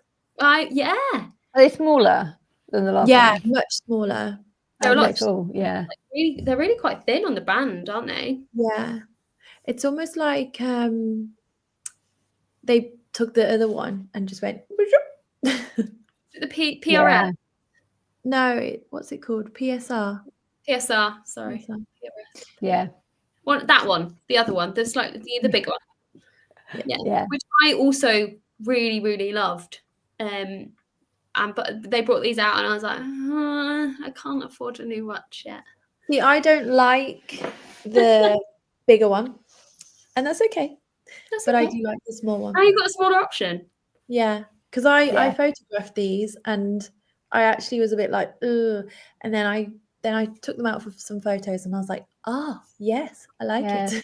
I do that when I photograph watches. I get you get a connection with them, don't you, when you start looking at them in different ways? Yeah. As soon as you get it on, you put it on, and then you're like, this is actually okay. But yeah, the big one, just I don't know, just not me. But yeah, No vibe. That's all right. not my vibe. Small microwave on the wrist. I mean, yeah, I get that. Imagine if you could heat food up. What food you could fit in there. I do like Hamilton though. I love them as a brand, so it is hard to dislike the stuff that they bring out. Mm-hmm. From a retailer point of view, you do get kind of favorites of who you like, who actually works for them, because you see them and you see the sales guys, and they're normally really lovely, and then that becomes like why you like them, because obviously I see so many watches and so many different models, and it's like, which one would I actually buy? Well, I love Hamilton and I love Seiko because I love the people behind the brand. So for me, that makes a difference. And I guess as a customer, when you're buying from a retailer, you would then like the person that's selling you the watch, so you don't have any hard sell, but because nobody likes that. But you also want to know that somebody actually loves what they're selling you, which is also why it's nice when you see guys like Dave at Haraj, who actually really loves watches, but he also is working for this massive company that he loves too. So it's good to see. It's nice. Yeah, definitely. The nice thing about Hamilton as well. Oh, sorry, Lucy. No, carry on. Just going to say about Hamilton, because we were talking about the Tissot PRX and how sort of, in a way, you'd sort of led people there or whatever. I always think Hamilton is good value proposition as well. It's like the same kind of level for me, like a good solid thing, and Seiko. So there's like three things, because obviously people, when they hear you work in the world of watches, will say, what should I buy? But generally they've not got 10 grand to spend, right? They're thinking somewhere up to about 500. So Hamilton fits really nicely. You can confidently recommend them. And it's nice to hear, Shari, that from your point of view as a retailer, the reps and things are really nice as well. That obviously makes a massive difference. Oh, they're lovely. You can't call them reps now, Sarah. Oh, sorry. I'm not in the new watch industry. Sales managers, okay? They take offense. I have such a huge respect for them. I didn't mean to be disrespectful. I'm joking. I gotta take the trees off, man. I gotta take the trees off. I can't drink with it. You buy into a brand, you buy into the story. There's so much. Well, I guess some people do just turn up to a watch shop and go, yeah, well, I'll take that one. But absolutely. Doing your That research, impulse. Yeah.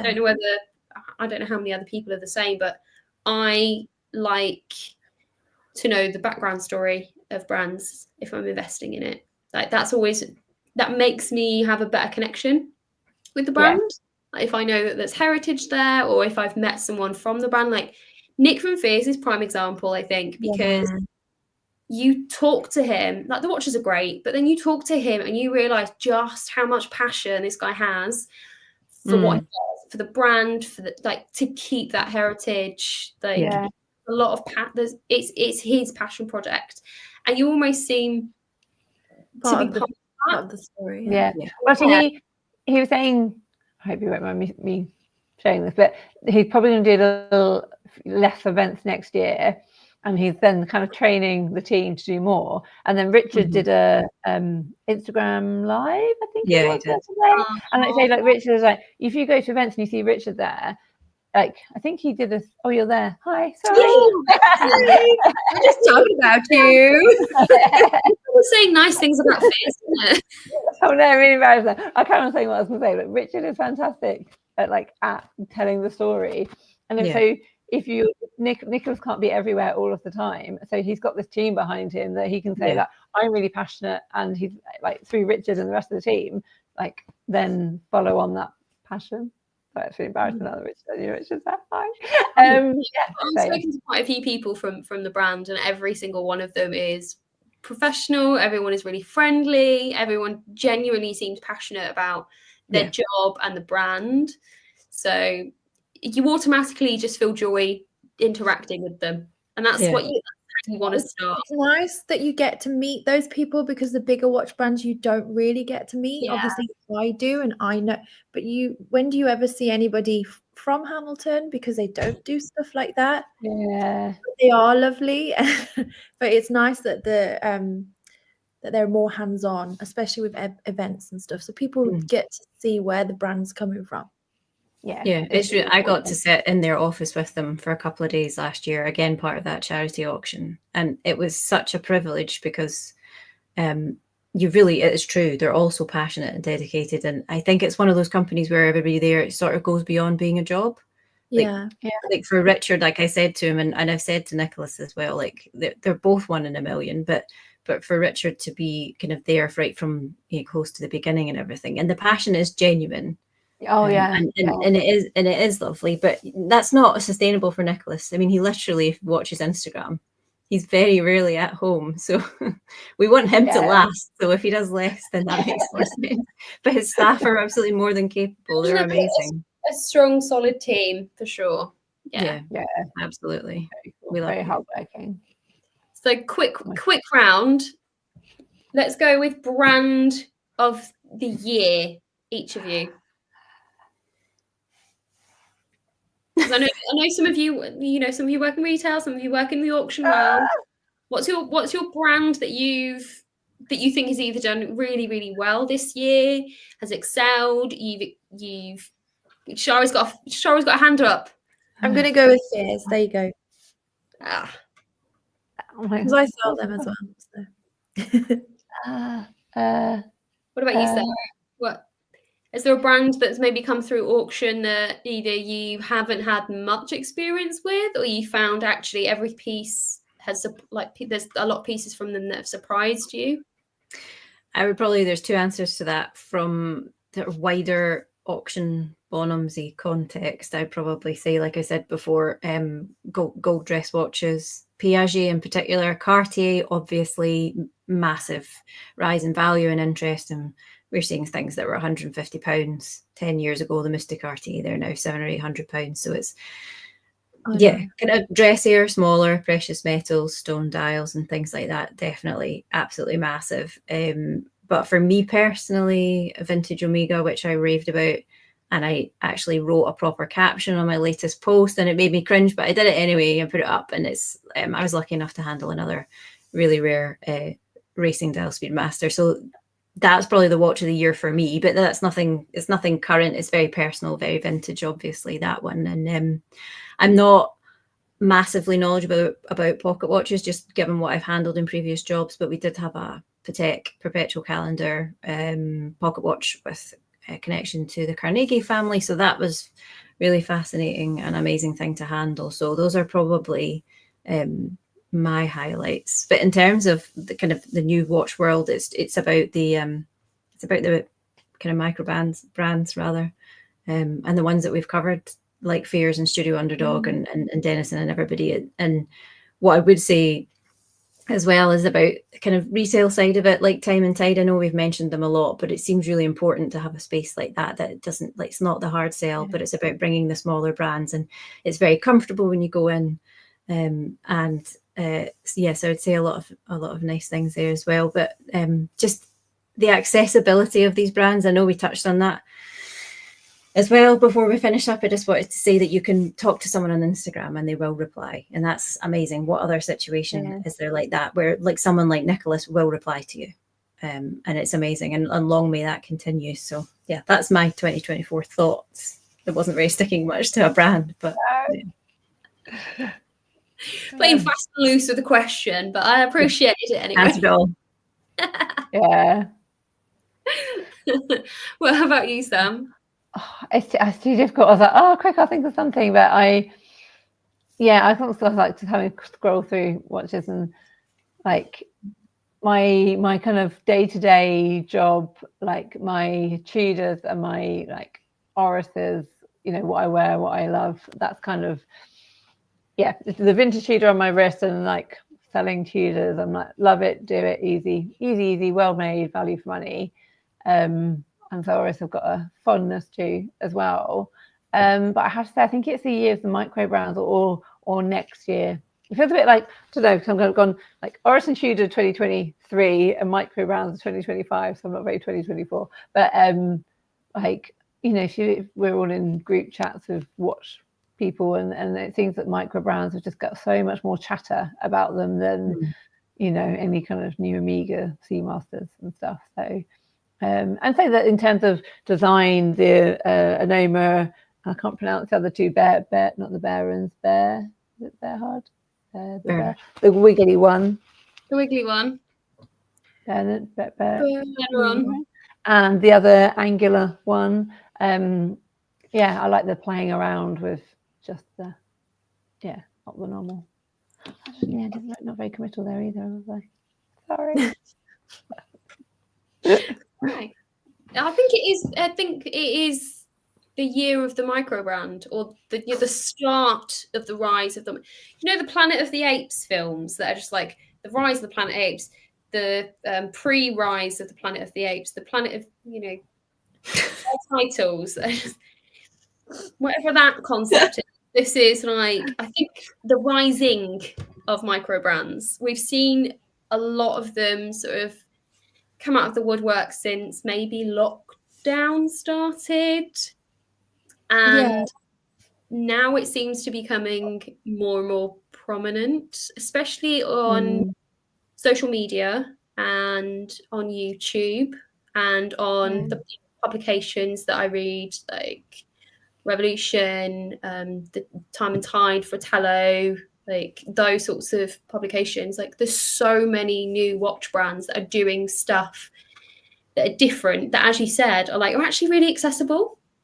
Yeah, you can message them and get a reply back from someone who is probably creating these watches. I do love that. I do love personally everything that Studio Underdog is doing in terms of their marketing. Don't get me wrong, watches are great, but Richard is so switched on with his marketing tactics and playing on the gimmicky side of things. Yeah, just be fun. With that quality attached to it as well. It's bringing fun to watches, and I say it quite a lot, like, it's such a serious industry sometimes that it's really nice and refreshing to go to a watch event and have a watch display and there's a freaking salmon on the table. Like, what? it just messes me head a little bit, but in the best, like literally in the best way. So fun. A real one? Not a real one. Yeah. We might spell out a venue if it was real. That's what I was thinking. I was like, ooh. Okay, so next question. What are we asking for Santa? From Santa? What's under the tree? What do we want under that tree? One gift. We'll do actual gifting in a second, but watch wise, what are you selecting? Oh, watch wise. Oh man. What do you want under the tree? Right. The Sarah. I'm going for the Sarah. The that new Sarah. The one that's not the not IW the trainer. Could I please have a Cartier? Is it Bag Noir? Bag Noir? Bag Noir. That one. On a black leather, gold. Black leather. Have a Kate. Kate will find you one. Kate will find you one. She already has, but I don't have any money. I've just moved house. Maybe next year. Are these realistic things that Santa's going to bring, or is this? Sarah, No, what I don't do think you any- want Santa for? I don't think Santa's going to bring it, but like, just if anyone else out there was listening, just one of the vintage Hoyer Ottavias, like a 2446 from the 60s. That would be nice. Thank you very much. Yeah. You do have a type, and I like it. Oh yeah, I do have a type. We all do. Or also one of the Universal Genève compacts, the Nina Rint one. I take one of them as well. Oh, Put it and out it to the just universe. really Manifest it. Put it out. Put it out. There. Yeah. Vintage chrono. Something with a Valjoux 72 inside. Just take your pick. But, I'm not too fussy, so Not fussy. take them all. I don't think that's too much to ask. Surely there's someone in the chat that can help you out with that one. Yeah, just a couple, and that's all I need going forward into 2025 with more vintage. Yeah. Okay. Chat. Keep and Watch UK. Cubitus doing time. VC overseas from Santa. That would suit you. That would suit you, Simon. Time sweet. Not much. Just a 5712 in steel, please. We sold one last week. You're just too late. Yeah, just like 3 times the retail. Did you sell it to Santa, though? You sold it to Santa, right? For Matt. Hopefully. It's for Matt. Yeah, it's for Matt. Sorry. I'm sorry I spoiled your surprise now, Lucy. Anything else I get him will be a disappointment now. here's my whatever. Thanks. I had. Language. Anyway, I was going to tell a story about someone that bought a watch for someone, but if there's the teeniest chance they're watching, then I can't. But if someone messaged me about a watch, your wife bought it for you. Yeah, don't do that, Sam. Tell it next year. Next year. I've got 100 people that message me about a watch, being like, "Is it me?" Was it me? Was it me? I think that for January. We'll bring this back in January and be like, okay, so Santa didn't get us what we wanted. Did it get anyone else? One on my wrist. Yeah. I do actually. To be fair, Sam's got a Cartier Basculante in at the moment for sale, and I'm so obsessed with those watches. It's insane. Like, I love them. Every time she posts it, I'm like, Sam, can you stop? Like, I know you. I've done a few like this or that, or Which Watch Wednesday, and I put it against the Reverso. The amount of people that choose the Reverso over the Basculante, and I'm like, no, like Reverso's cool, Basculante's better. We struggle with reversos in general. I don't think they make what they. Yeah, I feel they're undervalued, and they aren't fast, kind of easy sellers at auction, which is, and I feel it's always been that way. I think they offer great value, so I'm surprised that it was such a clear winner. Maybe it's just a familiarity thing, but especially because Cartier is it's riding that amazing wave that they are at the moment. I'm surprised that it wasn't tipped the other way. Yeah. I think I need to take some new photos of it. I think the photos I've got were taken on a dark, cloudy day and don't do it justice. Yeah. I love that it's different. I just love that it's a little deck chair, and you can just if you're not wearing it, you just put it on the desk and you can just use it as a desk clock. Yeah. Double use, and so much cheaper than a Hodinkee clock. Okay. Yeah. Love it. This is quite a depressing comment. Someone to repair my Langer one that I've dinged into the floor. Get in touch with me. I'll sort it out. It's fine. There you go. I know people. Sam's got contacts. She can help you out. Yeah, dear Santa. Oh, Parmigiani Fleurier? Fleurier. Fleurier. Fleurier. Fleurier. Do you remember that episode of Friends, or are you too young for Friends, when Chloe could not speak French? Sure. Blah, blah, yes. blah, blah. You are that meme. Yeah. Parmigiani would be nice. It would be very nice. I look at full fat root beer. You just got a half fat one. Yeah, half fat one's good. Not much. Blue Sky Dweller, Breguet 7147. Which one that is? There's some fancy watches going to Santa. Oh. Maybe I need to get in touch with Santa if he needs to source watches. Santa, you see your wish list. Come to me. We can work together. Yeah. Yeah, maybe Sam, like next year. Santa. Yes, send me your wish list as well. Sam could do a service next year that's like, I want my partner, who is also on Instagram, to buy me this particular watch that you have. Maybe you could like send out a direct message to them, or just keep sending that person a story with it. Have you heard about the girlfriends that search for what they want on their boyfriend's laptop, so he gets suggested ads? Yeah. Oh. Grand Transparent. Oh my god, yes. Christy Van, I'm not even going to try. In platinum, 100%.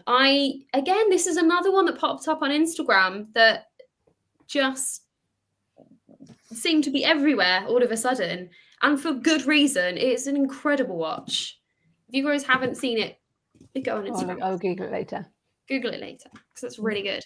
Okay, gift ideas. What are we thinking? So there's one that I've got.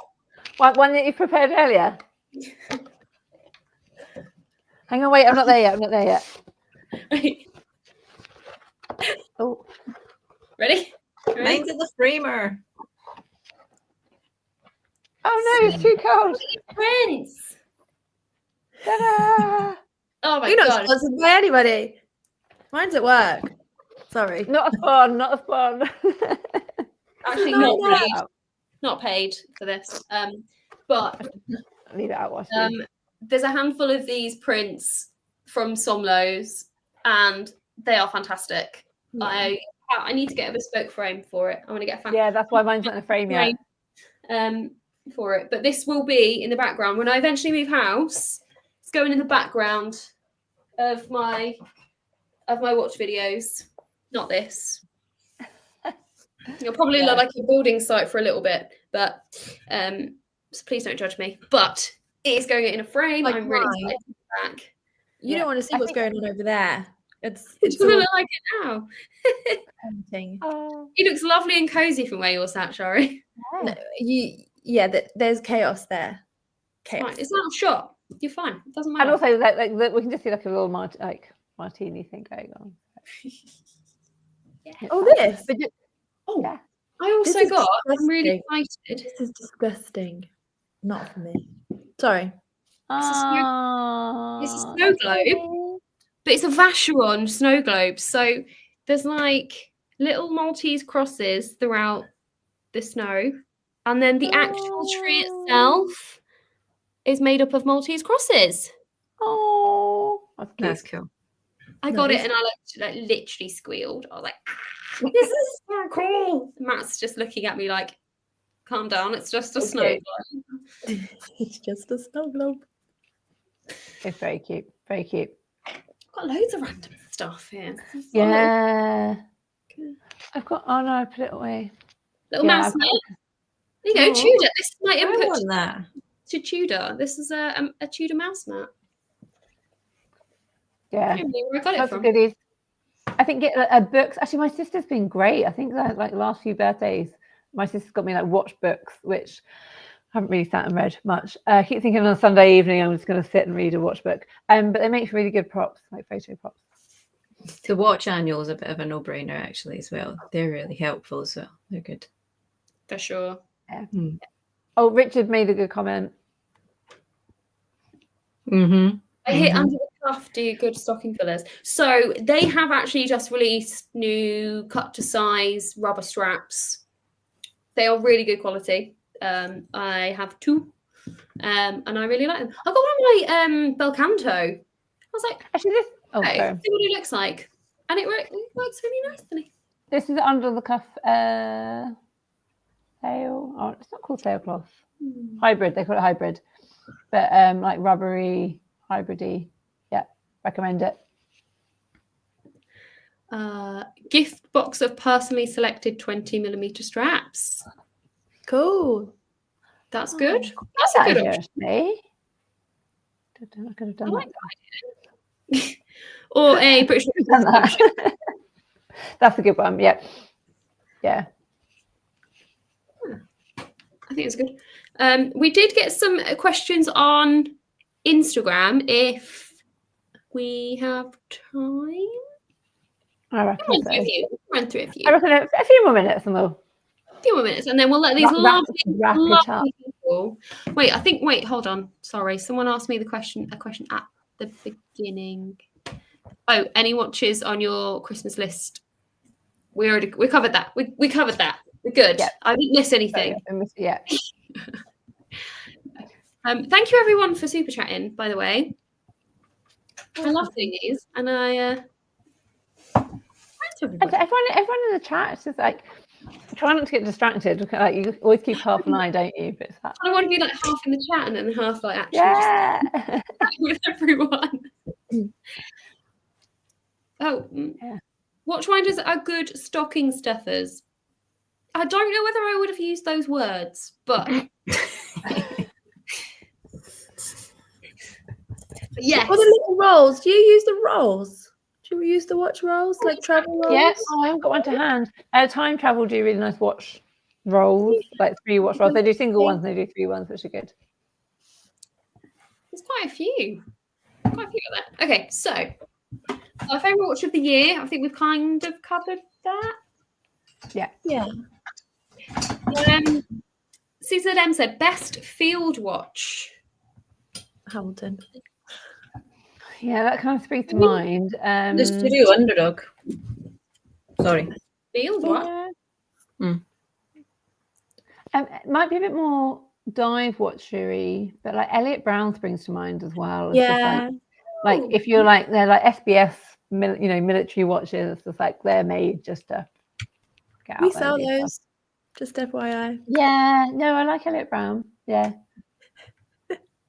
I should probably do some like some self promotion with Pauline. Pauline do who are they? Pauline do some really cool cork clocks.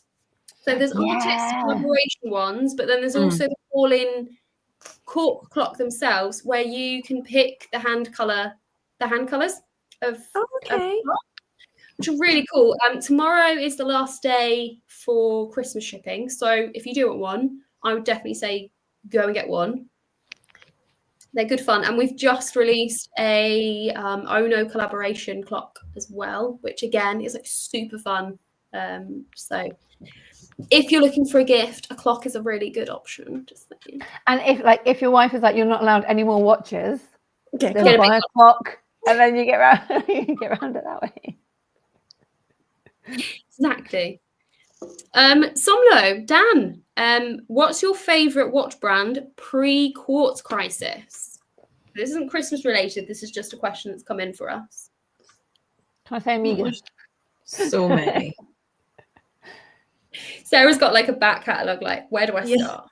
I think Sarah's the person to answer this one. This is probably more of a... Come on, Sarah. 5 watch brands. Just all of them. Well, I mean, Omega, obviously, I've talked about them. To be honest, it's the ones that have drawn me in with a story. But I would come at Cartier from a different angle as well. So for the history as well. And I know obviously they're just kind of fighting off that jewelry only kind of image, and we all appreciate them for their watches beyond that as well now. But I would say them, Hoyer, it's like a bit of an obsession. Probably picked up on that. Pre-tag, particularly pre-tag, Hoyer, obviously pre-quartz. For the history of them, that's just absolutely kind of fascinating. Universal Genève, I've probably mentioned them all through today, but Tudor as well. I really like the story of the genesis of them and what the aim was with that brand. And oh my God, all of the watches that I deal with all the time. I am a pre-quartz person, I think. Actually, I'm just like an old soul. I keep saying I love old things, like, But yeah, I'd say probably coming out on top would be Hoyer for me. Cool. Yeah. Nice. But my mind goes to, I think I've had a couple of like Zenith El Primeras in at the moment. So that kind of 19, I'm saying that, and Omega moon swatches as well, but that like 1969 Omega for the moon swatch, and then the first automatic chronograph race. So the Hoya, the Breitling, the Zenith. I can't think of the other one. There were three. There was like 5 brands in collaboration to make 3 movements, wasn't it? So yeah, that kind of springs to mind. There's a kind of driving, pre-quartz, like, look what we're doing. We're making stuff that's actually gonna make a difference in the watch world. Yeah, just before, like just kind of around the same time, wasn't it? But then of course Zenith, I think there was the first automatic chronograph that was commercially available in the El Primero. I can't remember the name of the actual movement, but you're right, there was a collaborative group of brands that were also kind of vying for it at the same time. But then there was also Seiko, was there not? Yeah, it was Seiko. Yeah, so I think it's Zenith, Seiko, and then the third one was, I think it might have even been Hamilton, Hoyer, I and think you might be Breitling. right. Yeah. I keep saying there should have been some kind of film about that, because that sounds like such an. I mean, obviously, Yeah, that'd be great. 1969 for so many reasons, so exciting. But I know. Can you imagine that? Yeah, can someone make that film? I just feel like it. I mean, Seiko being to the first automatic chronograph. Yeah, but they all claim to be the first. I know, but I think it was a commercially available issue, though. So we see the El Primero, the movement within that, as the first. But I think that was the crux of it. Yeah. Or something. Yeah. Okay. So, Dan, I hope that answers your question. Okay. Final. I guess two questions. First one is Christmas Day watch. What are we wearing on Christmas Day? Sorry. Wow, so excited by that one. I got it here. I've worn it the last 3-4 Christmas days. I've had it a good few years now. It's the 1960s Mickey Mouse watch. Because I put it on a green strap, it only really comes out at Christmas. But it just, and I actually went to the doctor's today, and the doctor went to take my pulse, and he was like, "Wow, your watch is really loud." I was like, "Yeah." Oh, hey, Callum. Hi, Callum. Hi, ladies. Oh, we need to get Catelyn on a show at some point to just come and hang out with us and get nerdy.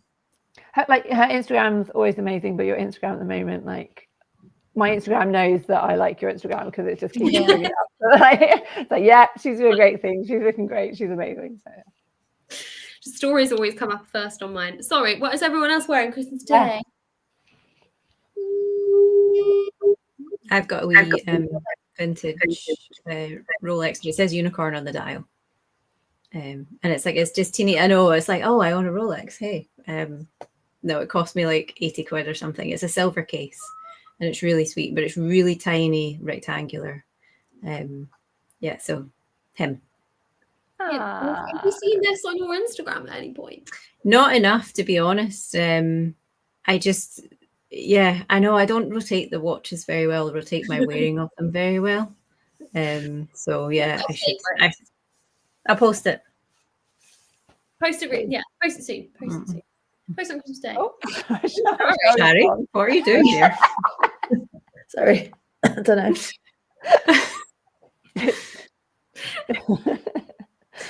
Someone just put message you. No, I'm trying to get you wearing on Christmas Day, Shari. I've got this. I got for my birthday a watch that I haven't worn yet, and it's a white Casio that's new. It's, I was trying to find it and I was just looking to see if it's over there.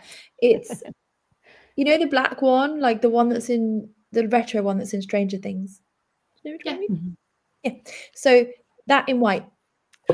Ooh. It's really cool. I've not worn it yet because I don't want to make it dirty. You can wash them. Yeah. Can you? Because I've got a yellow one and that thing, I can't get it clean. I've tried shaving foam. I've tried astringent stuff, but I don't know. I've got a white one. It stayed white. So the white Casio. Oh, just with it straight after the gym. One of those. Where's that? I need to find that. Next year we'll do a state of the collection and make Shari find her watches. The cleanliness state of the collection. How dirty are our watches? Mine are clean. They're just probably got a few dings in them. Yeah. I'll probably wear cherry on Christmas Day. Nice. Cherry or my Kia Royale, my red dial. Yeah. Yeah. She'll withstand cooking and going to the pub, and that's pretty much what I'm going to do on Christmas Day, to be honest. It's going to be quiet. Oh, do you cook on Christmas Day? Do you do it? Oh, I can't cook. I'm on dessert duty. It's great. No. I just get drunk in the kitchen and dance around to Christmas music. Sounds like a great plan. It's all good. Fix it. And next question is predictions or wants for 2025? Thank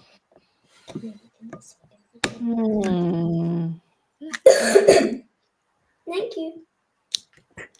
I mean, I'm loving the micro brand thing, so I think that will continue. I would like more UK British brand power to the British brand love. Yeah. We've got a few events occurring, but I think we should have more. And the Time Inside Studio, I think, is such a cool idea. We have retailers and stuff, but it's not really anything out there micro brand specific. Yeah. James Porter and Son, for a retailer, they obviously do have some bigger brands, but they've brought in quite a few smaller brands. But I know what you mean. It's a different space, the Time and Tide Studio, absolutely. Yeah. And being in London. Yeah. I'm excited to see where that studio goes, but then also micro brands I think are gonna make more headway. UK brands I think are gonna make more headway. Mm-hmm. And I'm lusting after maybe a purple dial next year. Let's see whether that can happen. Ooh, yeah, colours. I don't know where we are. I feel like we've gone through the colours. I feel like there's the year of the salmon, there's the year of the green, there might be the year of the purple. This is the red year. It's red. Oh, I'm not a fan of red. It's been a stone dial year. This has been stone dial year. Yeah, that's true. Yeah, it's been stone dial. So what's next year? Oh, maybe they'll play around with materials next year. Or maybe it'll be like a carbon year or something. Yeah, I would like to see the design, like we say with the 3 watches I mentioned earlier, like more experimental design, like almost like architectural. Yeah, like the play prof, that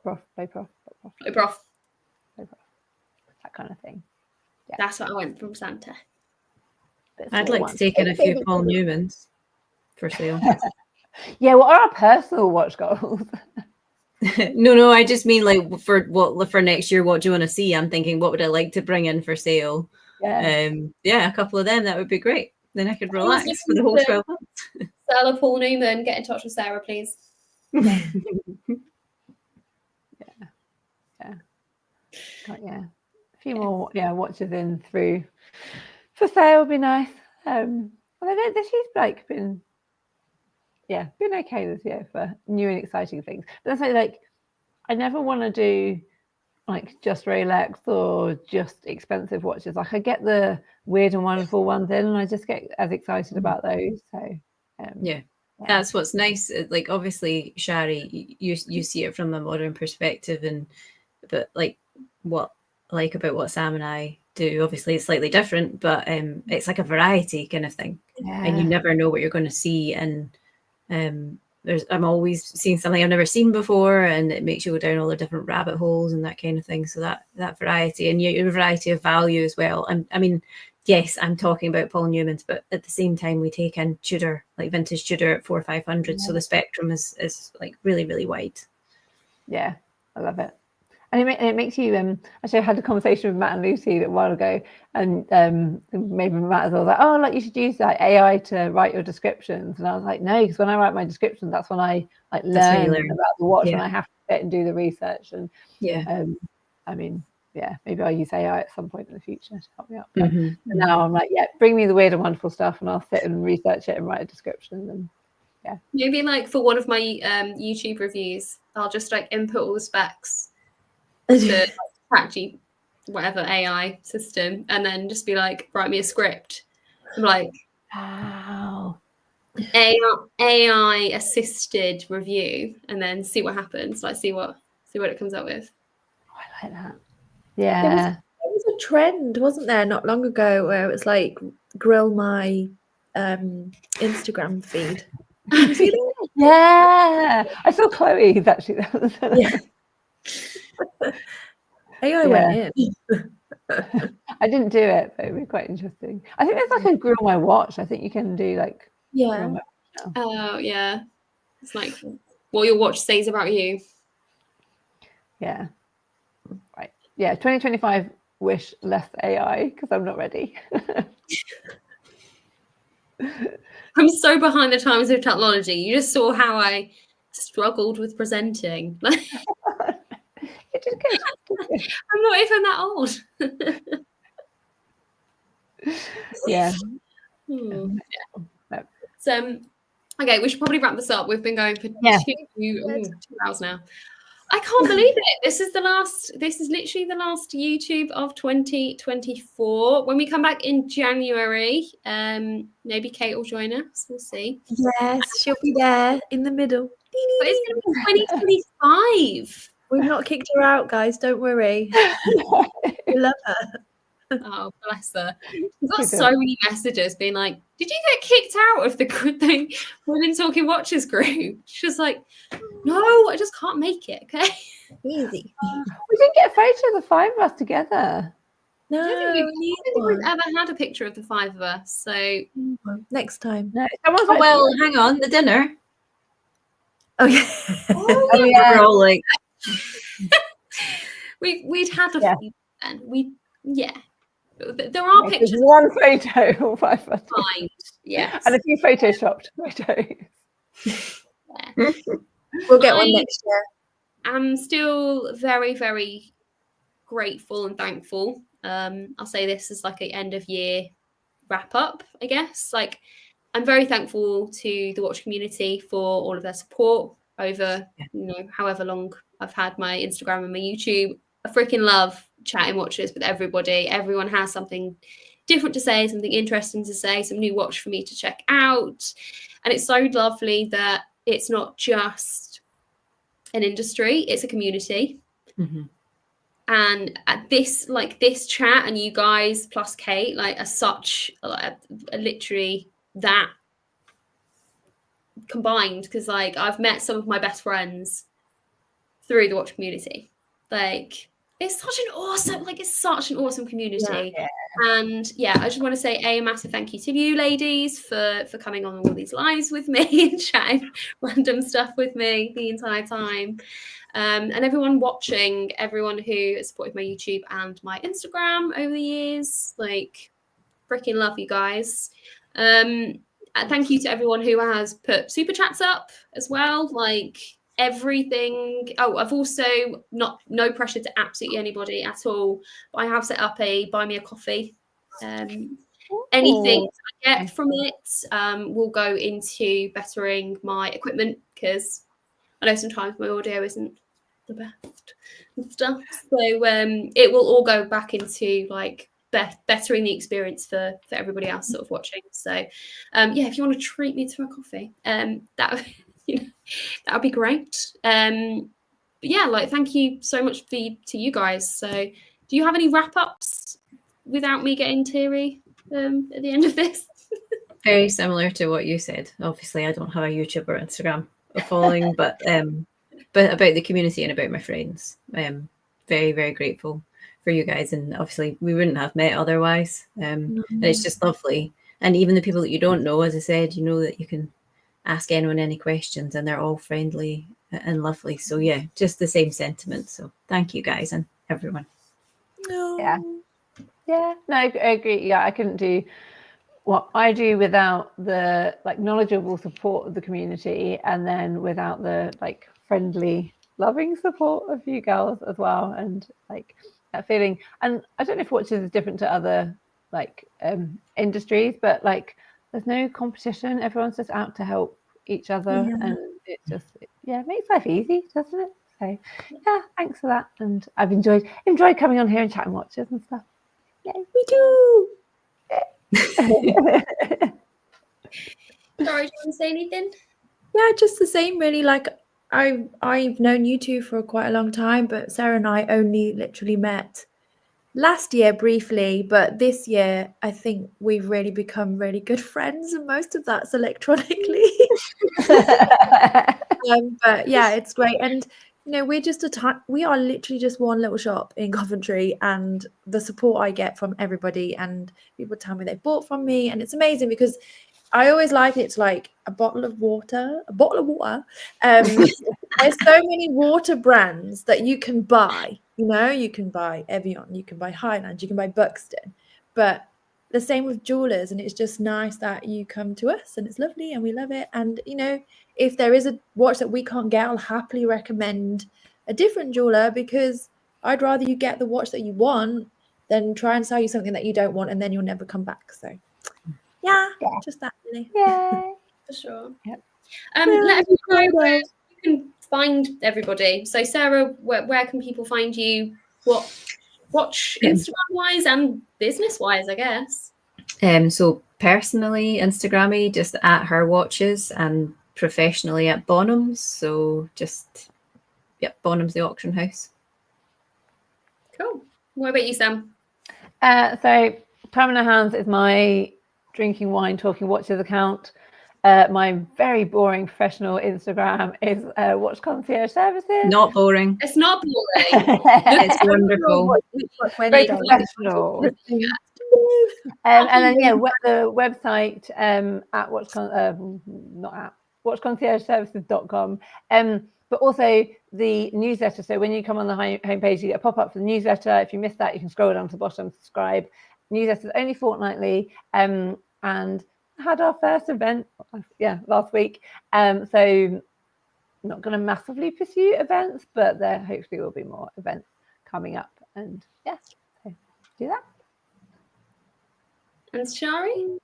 I am Shari Francis, pretty normal. That's like, I guess, a watch page, but I also personal as well. I do post a lot of stories, mostly taking the mick out of myself because that's what I do.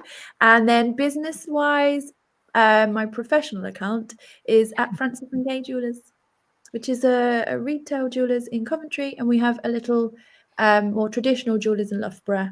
But yeah, check it out. Yay! Thanks, Lucy. Wrapping up. That is it.